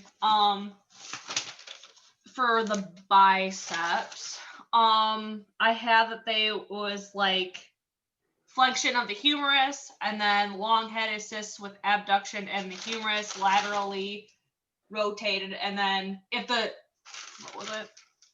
humerus is laterally rotated and the short head assists with arm abduction, so it doesn't move any other way. I'm sorry, I had a hard time with that. No, okay, cool. So good. And what that tells you is, remember I said every muscle has multiple actions and functions? Yeah. And so those that will have any kind of rotation with them will usually have a piece of it that goes off to the side, or if it's abduction or adduction, like the deltoid. Right. Middle part of it is a true abductor. It's triangular shape, or abductor. But the anterior part of it and the posterior part of it are more cylinder type shape, and they're involved in flexion and extension. Okay.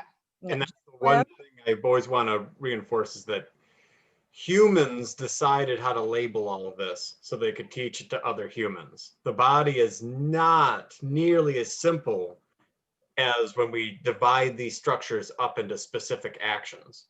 In your books, when you're reading this, and typically in other literature, when they list the functions of the muscles, they'll list them based off like what their more prominent function is. So we tend to think of bicep brachii, as a flexor of the elbow. But then no muscle really exists only in one plane of movement. That doesn't actually happen. We're trying to chop this into very nuanced perspectives. But if you only moved in the sagittal plane when you walked, you'd look like a robot, right? So we have to kind of chop this up and simplify it. Now, but the bicep, since it crosses two joints, does all kinds of kooky stuff. It's involved with a little bit of supination at the forearm. It does flexion here at the shoulder as well, because it crosses the shoulder and the elbow. And then you were talking about the deltoid. That's where like weird muscles like that, the deltoid kind of surrounds the whole shoulder joint, like an epaulette. If you look at like military, they're going to have that cap on their shoulder joint there. And based on where those fibers are, the fibers on the front that are up and down do flexion. The fibers on the back that are up and down do extension. And then the fibers here on the side do abduction. So it's some muscles, and deltoid is a perfect example of that. You guys were brave to pick that one, because that muscle, since it surrounds from the front of our body all the way around to the back of our body, even chunks of fibers within that muscle do different functions based on where those fibers are located. So that was a good one to touch in on, where it's an example of how kooky this can be. But that's where, if you visually look at those lines, the fiber lines, it can help guide you too. Geraldine? Yeah, so I picked the lower arm area because there's a ton of cylinders. Yeah. I'm screen on a screen again, but there's a lot of cylinders there. So the largest one is the brachioradialis. So that's the largest one. That flexes the elbow joint, restrains control of elbow extension, and it stabilizes the elbow. Okay, so hold that thought. You just gave me the concentric action, the eccentric action, and the isometric action. Good job. Okay, keep going. Then the next two largest ones are the flexor carpi radialis and the palmaris longus. And the flexor carpi radialis flexes and abducts the wrists. It can assist in pronation of the forearm and flexion of the elbow. It restrains and controls the extension and adduction of the wrist, and it also stabilizes the wrist. So there's your functions again. And even though it has multiple jobs, because it's shaped like a cylinder with those fibers up and down, you can see that there will be flexion or extension somewhere in the descriptions of the various things it can do. Cool. Was there anybody else in that group? Yeah, Londa. Me.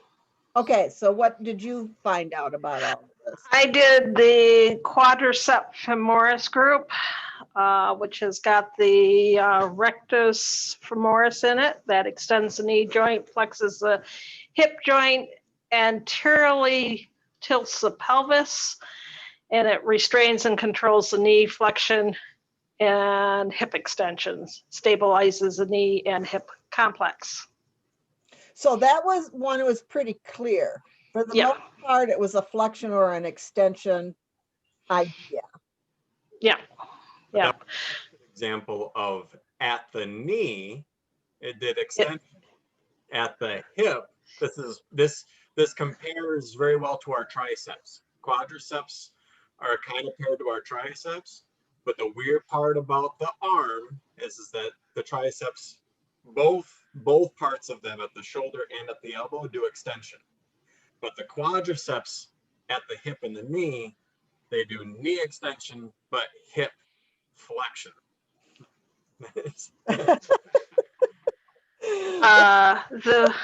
Wanda. Pardon? What else did you find? The vatus lataris extends the knee joint, exerts lateral pull on the patella, controls and restrains the knee flexon and medial pull of the patella, and stabilizes the and I checked on how to pronounce this and it's gone. The iliotibial tract and knee. I murdered that one. Iliotibial tract. Iliotibial tract. Yep. So that muscle, yeah, that's it. muscle, which is part of the quadricep group. So the quadricep group is a family. And you've got your rectus femoris. That's part of the family. And then there's another person in the family called vastus lateralis. And it's got multiple shapes in it. Some of the fibers go up and down. And some of them, it's like the deltoid. Some of them go diagonal. And there's a few of them that actually go horizontal. So you see each of those movements called out based on that shape. And the whole family, the whole sandwich that's in the baggie, that anterior compartment, they'll all have an element of flexion and extension with them. But they also are going to have some of these other little things that they could do. And what was the other ones you did, Londa? Londa? What, you want to hear me? Don't read my lips. Don't worry about what I'm saying. I did the vastus medialis. Vastus medialis. Thank you. And it extends the legs, draws down the patella medial particularly the lower oblique aspect of the muscle, with attachment into the abductor magnus, and controls and restrains the knee flexion and lateral movement of the patella, and stabilizes the knee and patella. So when you hear that it causes a movement, that is a concentric action. When you hear that it controls or restrains a movement, that is going to be your eccentric action. And then when you hear stabilizes or supports, then you're going to go isometric action. Right. Okay, very good. All right, so where is our group 2? Should All probably have one more in there, vastus intermedius, but it would just, It's pretty up and down, but it's, Yeah. yeah, it's deep underneath there. Yeah, that extends the knee joint, restrains the, and controls the knee flexion, and stabilizes the knee. when we get more to muscles, I'll help you guys with some kind of like, I learned by figuring out how many muscles were in each group. So quads, it's easy, right? How many muscles? 4. There's 4. There's the rectus femoris, and then there's those 3 vastus ones, lateralis, intermedius, and medialis. So some areas of the body are easier than others. The quads make more sense, and that's a good one to kind of reflect on right there. So that was very good. Okay, Jules? Yeah, we had group 2. Okay, go ahead. We thought you just wanted us to pick muscles just on the frontal plane. So we just picked 3. We just talked about it, and then we picked out 3 muscles. Then we each focused on one, and speculated what it was going to be. Perfect. What it was. And lovely that there's a lot of different ways to do this. Every time there's always some different interpretation. Yeah, I'll say I interpreted that way different. Okay, that's all right. All right. So, Abby, what were the muscles that you looked at? So I picked out. I looked up the tensor fasciae latae. The one on the hip. Yeah. And it's not a triangle adductor one, but it is in the kind of the shape, and it goes into you can see the tissue extending, starting at the hip, and then it looks kind of a triangle shape, and then it goes and connects down to the knee. So I kind of speculated that it could either be a stabilizer between the hip and the knee, or it could be some kind of movement a part of it too. But the concentric action is flexion, medial rotation, and abduction of the thigh at the hip joint. So it goes hand in hand. So it does abduct, and as you lift your leg up, you can see it. Yeah, cool. Mm-hmm. And that's an interesting muscle. It really is. Yeah, it's a little muscle that ties into a big long piece of duct tape. If you think of a trampoline, you've got the floor of the trampoline, you've got the meshwork of it, and then you've got these little springs on the edge that control the tension on the trampoline. So that little muscle tying right into that big old piece of duct tape called the iliotibial band, its job is to keep it taut. That's its main job, is to pull on that piece of duct tape just like a spring pulls on a trampoline. Oh, keep the tension, keep it. Tension in there, because that's a stabilize. That whole piece of duct tape is trying to stabilize or support the knee. But it also can work on the frontal plane when it concentrically acts. When it pulls, it can help bring out the leg, like if you're doing a jumping jack. And like what Sandy's right. IT band's a big strap of fascia, right? And that little muscle, tensor fascia lata, tenses a lot of fascia. That's how I tended to remember it. Was it the TFL? It'll get broken down into its into an acronym a lot of times, but tensor fascia lata feeds into that IT band. And from a practical standpoint, do you guys remember me having you work over the sheet on the high hip flexors, working more anterior and then going out a little bit more laterally, finding the greater trochanter on the top of the ilium and getting your forearm right there? That muscle is one of the most important ones right there. It's this tiny little guy that gets missed because it's so high on the hip. And so I initially always show everybody, just work over the sheet, get your form right there, and you work more anterior. So we talked about the quads, right? When you're just anterior, real high at the hip, you're on that rectus femoris. You go just a little bit more lateral, now you're on tensor fascia lata.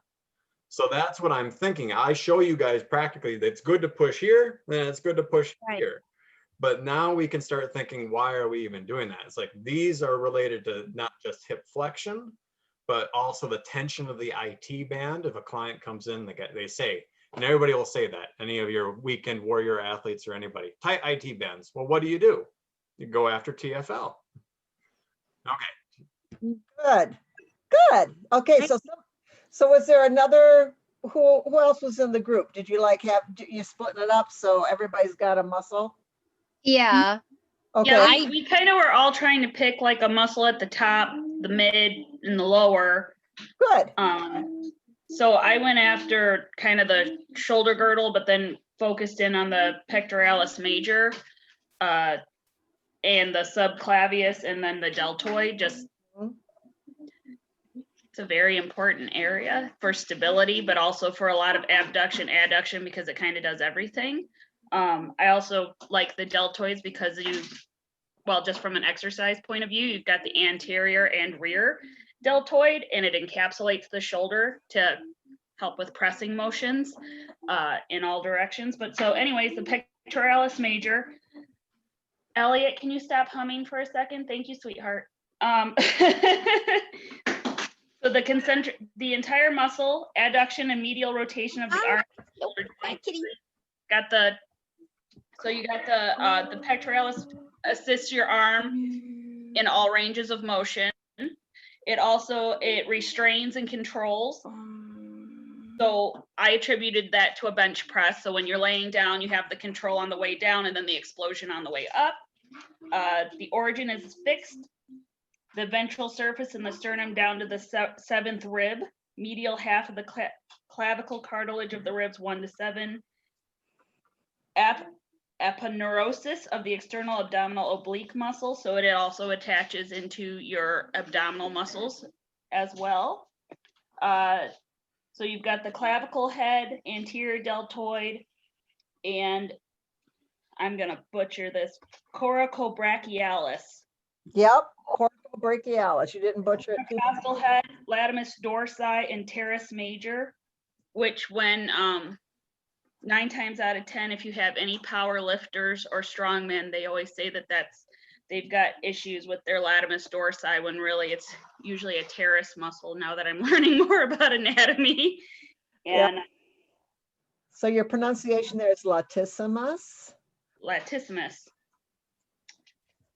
But so you've got, I was also like attributing the pectoralis major when Luke was doing a demonstration actually on how to get to the minor, but where the more sensitive parts of the major area, how to like make sure that even though you're addressing it, you're not causing too much pain in that area. Yeah, when you have to it's pretty easy to get to that surface layer, that superficial layer of muscle, but then if you're going to go down to get the one underneath it in the compartment, now you got to go through the one on top.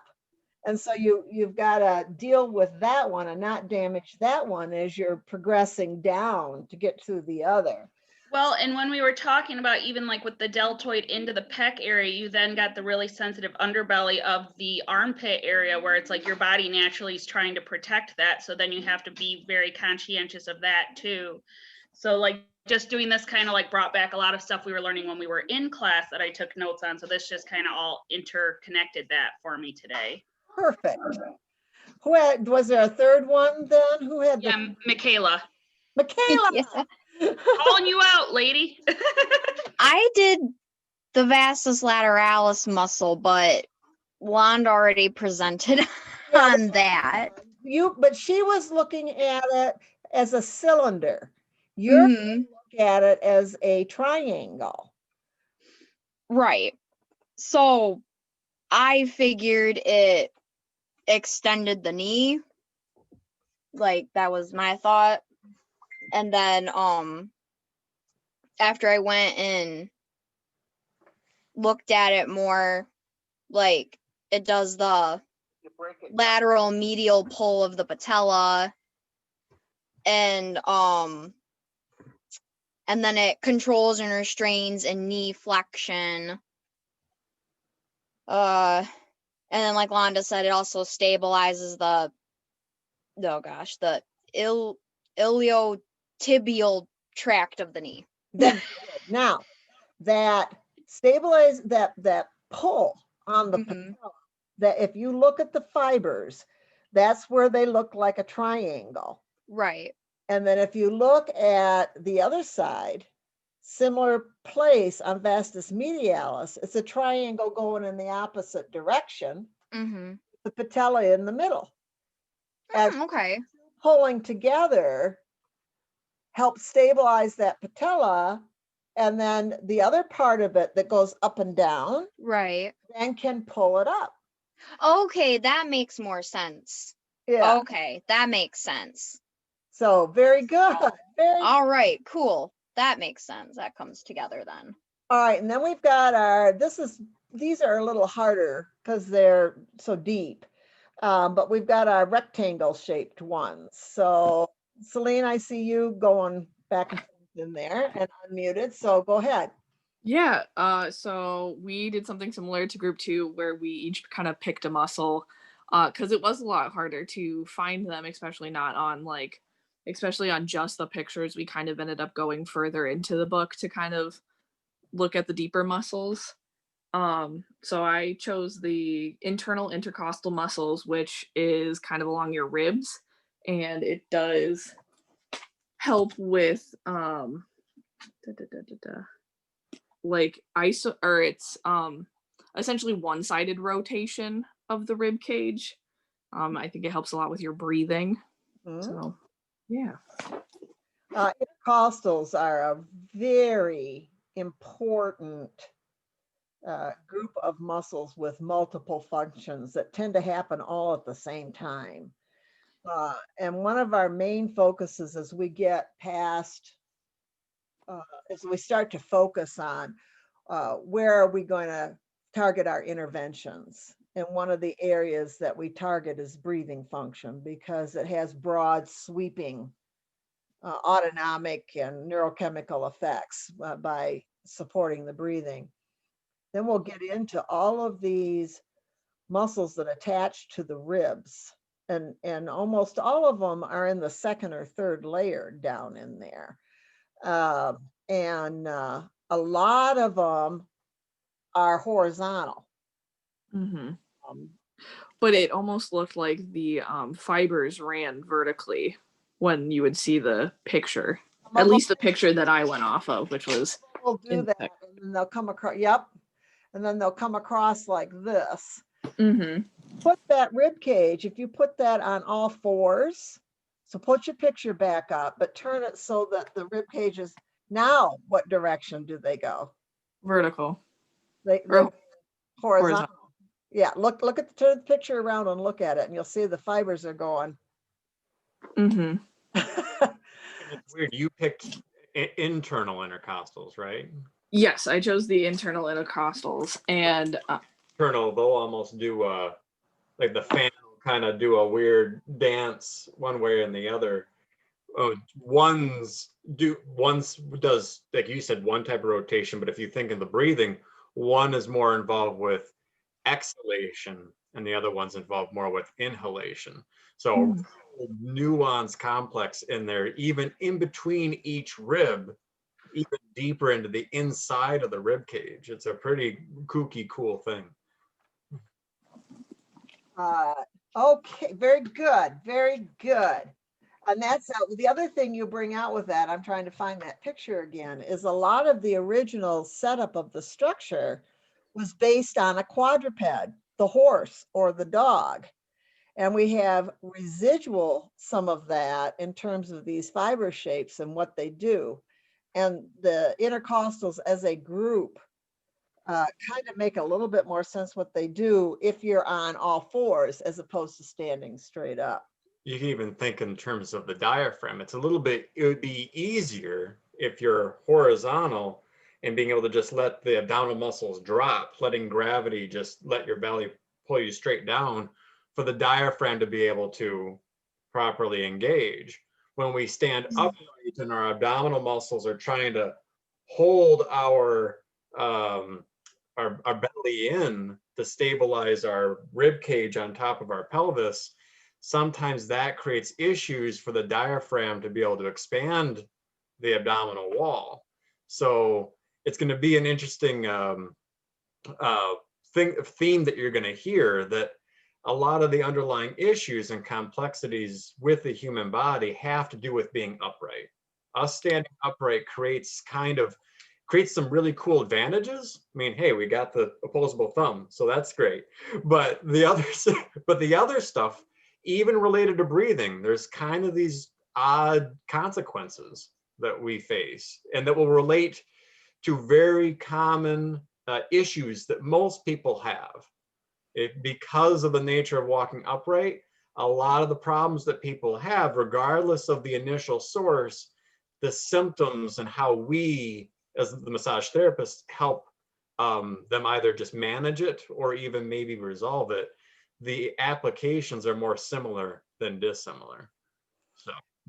So good. Who else was in that little group?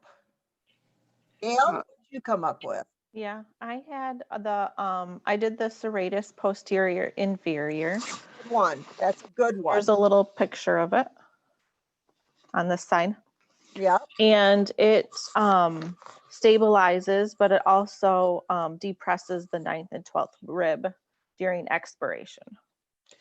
And there's 3 serratus muscles. There's posterior, inferior, posterior, superior, and then a real big one called anterior serratus. And they're all involved with breathing and rib stabilization and rib movement. And they all have this horizontal fiber orientation, but they also come up a little bit on a diagonal. So you're going to see some movement that's either adduction or abduction or elevation and depression. You might see a little bit of that too. And when we get into looking at, okay, where do we target our intervention process? One of the places that we're going to assess for and look for is this whole breathing mechanism. And it doesn't surprise me that the 2 of you that have spoken have had muscles that are part of breathing, because that has a lot of stabilization plus this little bit of repetitive movement to it. So, and then who else was in that group? Was it Alyssa? I've lost Alyssa. I see Alyssa's name. There she is. Were you in group 3, Alyssa? Yeah, I was in that group. Did you come up with a rectangular shaped muscle? I thought that we were, I don't know. No, I thought that we were presenting all 3. Right, well, you did. That's, see, 3 groups, 3 different ways to do it. The other ones that you would find that would be rectangular, you've got some rotators at the hip and at the shoulder. And then you've got some others that are where your skull. We did have a couple more. We had the rotators thoracis. And then I think we were thinking about, like, we mentioned like the erector spinae and then the vastus lataris. Yep. So some takeaways on this. You can get a general idea of what the function of a structure is by looking at the shape and looking at the location. You can get an idea about what movement it's actually going to do because it's named for the joint that's being moved. So flexion of the knee, extension of the hip. So what joint or joints that are being moved is going to be part of that function description. And then you also then realized as you were looking at these, you can start to narrow down your focus, but then when you actually look at all the different things, you see that muscles have multiple functions. They can concentrically act and pull to produce a movement. They can control and stabilize that movement. An opposite movement through its eccentric action, and it can stabilize and support through its isometric actions. So when you read the description, you know, oh, this is on the front of the body and it's a tube, therefore it's a flexor. Well, it is, but it's also maybe a rotator or an abductor, or, you know, and but it is a way to begin to think through what's going on. And all muscles do all of those actions. It's just that when we think in terms of, it's not just eccentric, concentric, isometric, but if you think about movement versus stabilization, you even can see a pattern related to how deep a muscle is and how big it is. So only the surface muscles, the topmost ones that are really big, will cover two joints. So the quadricep muscle, rectus femoris, it works at the knee and the hip, but it's the top one. Latissimus dorsi works at the shoulder and goes down into the low back. Biceps, same thing, works at the elbow and the shoulder. Only the top muscles cross two joints.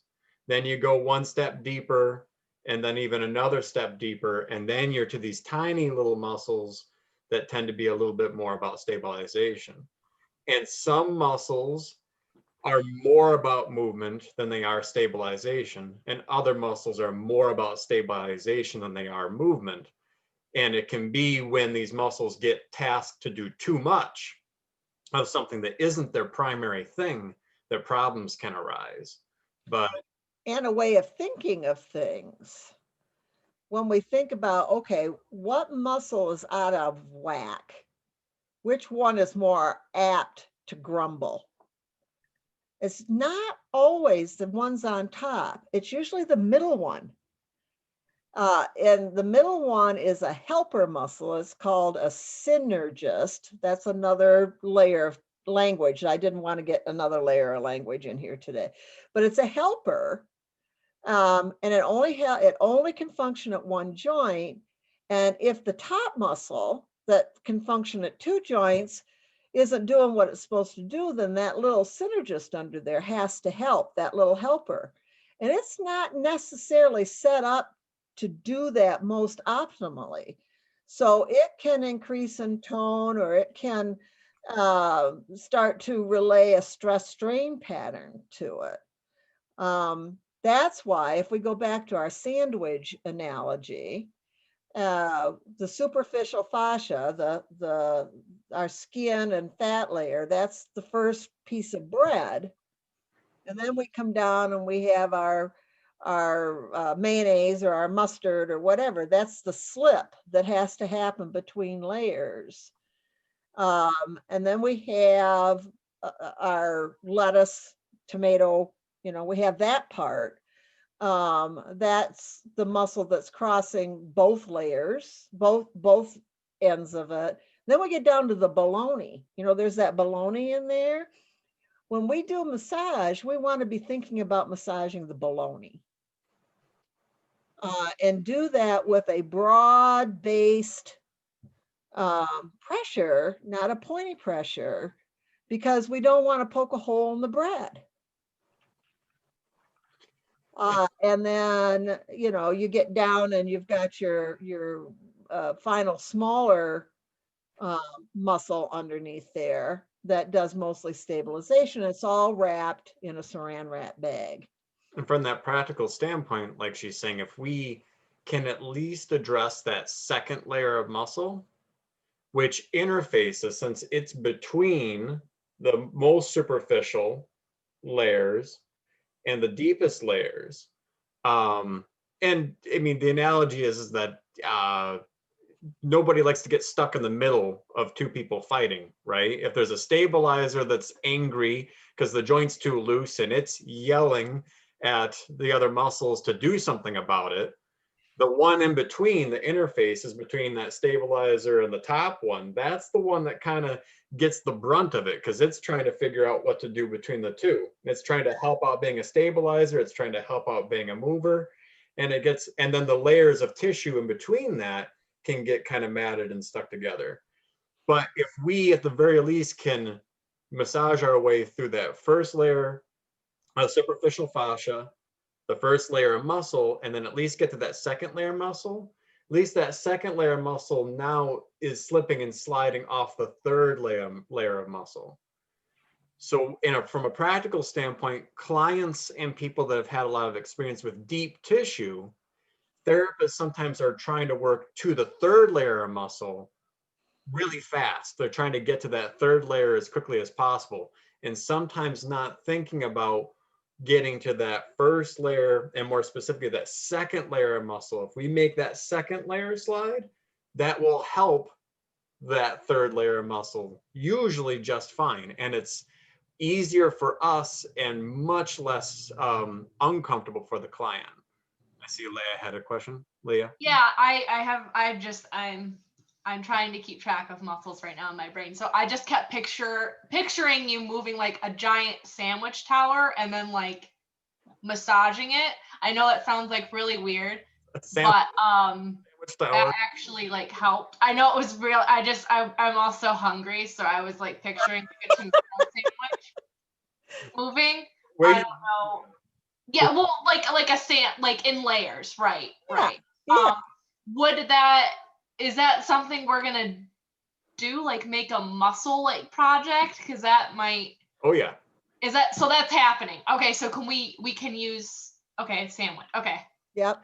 Okay, And cool. the other thing is, in terms of the general massage, if we use a moderate pressure with not a whole lot of lubricant, we're gonna slip and slide and pull. We're not gonna slip and slide so much that we can't pull and tug that first layer, that bread and mayonnaise. We can pull and tug that around and pick up the idea of that first layer of muscle, but we can also start to interface with the bologna in there. And that's satisfying. That type of pressure feels satisfying, but not pointy, pokey, and painful. And then if there is a real issue with a stabilizer down under there, then we can figure out how to do a more focused inhibitory pressure with that. Well, we don't have to very much. You'd be surprised how infrequently you have to get down to that little one. So here is your wonderful book, right? And the way this muscle chapter is laid out, it's by regional anatomy. This one happens to be a picture of the lower leg. Actually, the upper leg is the thigh, and this is the leg proper.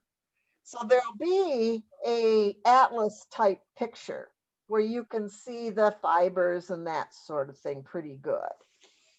Most of the muscles are represented. And then as you turn the pages, it starts to talk, it gives you a stylized picture of each of the muscles in that area. and then takes you from superficial all the way down to deep. That's a family. That's a family. And then we get over to the anterior compartment and does the same thing. And that's a family. And then you can read about all the different things it does. And then you're going to see that those skeletons there where you can draw, right? That you'd be surprised how much you learn by filling that in and doing those activities in there with the muscles. Also, the online course that goes with Essential Science, the one that is about muscles, is particularly good. And I had access to a ton of different figures, and I could turn them upside down and sideways and all kinds of stuff with that. So this should give you a pretty good idea of a launch on how you would start to work with this. And there's also a lot of apps where you can bring the anatomy and physiology up and learn the individual. Learn the family and what it does. I think Abby had the individuals in the chat a really good one. There's some really cool ones out there, but and another thing, when you are doing this related to what you're even seeing in the book and seeing in like a 3D model of an app, is try to palpate this stuff on yourself. You will know you're on the right muscle if when you move a joint, you feel it change shape underneath of you, right? So if I want to figure out where extensor digiti minimi is, which does the pinky, I feel around in my forearm and move my pinky back and forth until I feel something contracting and lengthening underneath my compression. And you can extrapolate that everywhere. I want to know where extensor digitorum is, then I move my fingers back and forth while I'm palpating the forearm. I want to know where bicep brachii is. Well, I feel there and I move it back and forth. That actually will relate to what's called muscle testing. But to this day, when I'm trying to figure out, am I in the right place for a specific muscle, I have the client move something so that I can check that I feel that muscle change shape under where I'm pushing. Then I know for sure, okay, I am on the muscle that moves the knee back and forth. There might be a family of muscles that do that, but that's a very easy one to do on yourself. Find these muscles, palpate, and then do the movement. That is your muscle testing. If I were trying to figure out with a client, okay, I want to make sure I'm on a muscle that does neck flexion. Okay, I'm generally in the right area. Okay, client, move your neck. Oh, I felt it kick on. I felt the tone change. I know I'm there. But very, very, I mean, and then this turns into self-massage, which since we can't work on each other as much in the classroom, there you go. There's your self-care. This goes back to joint movement, which we're incorporating in every massage. And so as we palpate and do joint movement, we're starting to differentiate what's the family in the compartment, what is it doing? So now we're leading towards a more precise palpation type of an assessment. So, and you can feel that if you just, it's easy to, the masseter, the jaw, the chewer up here, it's right on the surface. It doesn't, it's easy to palpate with a moderate pressure, and it closes the jaw. So if you clench your teeth, you will feel that concentrically act, and it'll bunch up, it'll shorten. So they'll all feel like that when you do that. Some of them are just deeper, so they're harder to feel. And then when you open your mouth, you'll start to feel it lengthen, and it'll actually build some tension in there as the ends of it come apart. So you all have a body that you can palpate and start thinking about it in these terms, and then use the book. Right now, use the pictures. Use the pictures in the book and see if it makes sense. So I'm going to share my screen a little bit here. And I'm going to introduce you to this next set of terminology. These are also things that an individual muscle can do. The mover is the agonist, and when it moves, that's a concentric action and truly a contraction. The antagonist does the opposite. Fixator is a stabilizer. We've talked about that. A neutralizer stops an action so that you can get a more precise action. So you learned that most muscles have more than one action. And if we really want a precision movement, then we've got to stop the other actions it can do. So a neutralizer, a muscle that's functioning as a neutralizer, can do that. And then we've got support and synergists, which are helpers. So just as a quick introduction to all of these different roles. So we've got a family that live in a compartment, and they all can do multiple things. And they help each other, but they also can do the opposite. And sometimes they get too close together and they try to do the same thing, but they end up pulling in opposite directions, which is not unlike, excuse me, not unlike a family or a tribe or a pack or something like that. So as we get ready to prepare for lunch, there is a webinar, and the link is also on Canvas, and it's a research. It's about 45 minutes, and you don't have to sit and watch it. You can listen to it and get the gist of it. So that's what I'd like to have you do at lunch. And then that will prepare us for what we're going to work on this afternoon, which is trying to understand how we listen to a person's story about what their function and their limits of function and their experiences when they have pain as part of their life and how they manage that. So that is it for this segment, unless somebody has got a question.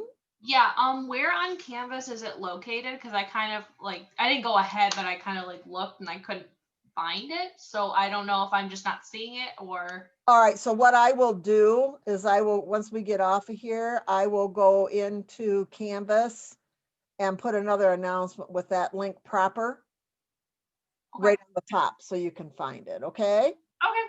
All right, does that sound like a plan? Okay, sounds good. We'll see you at 2:30. All right, sounds good.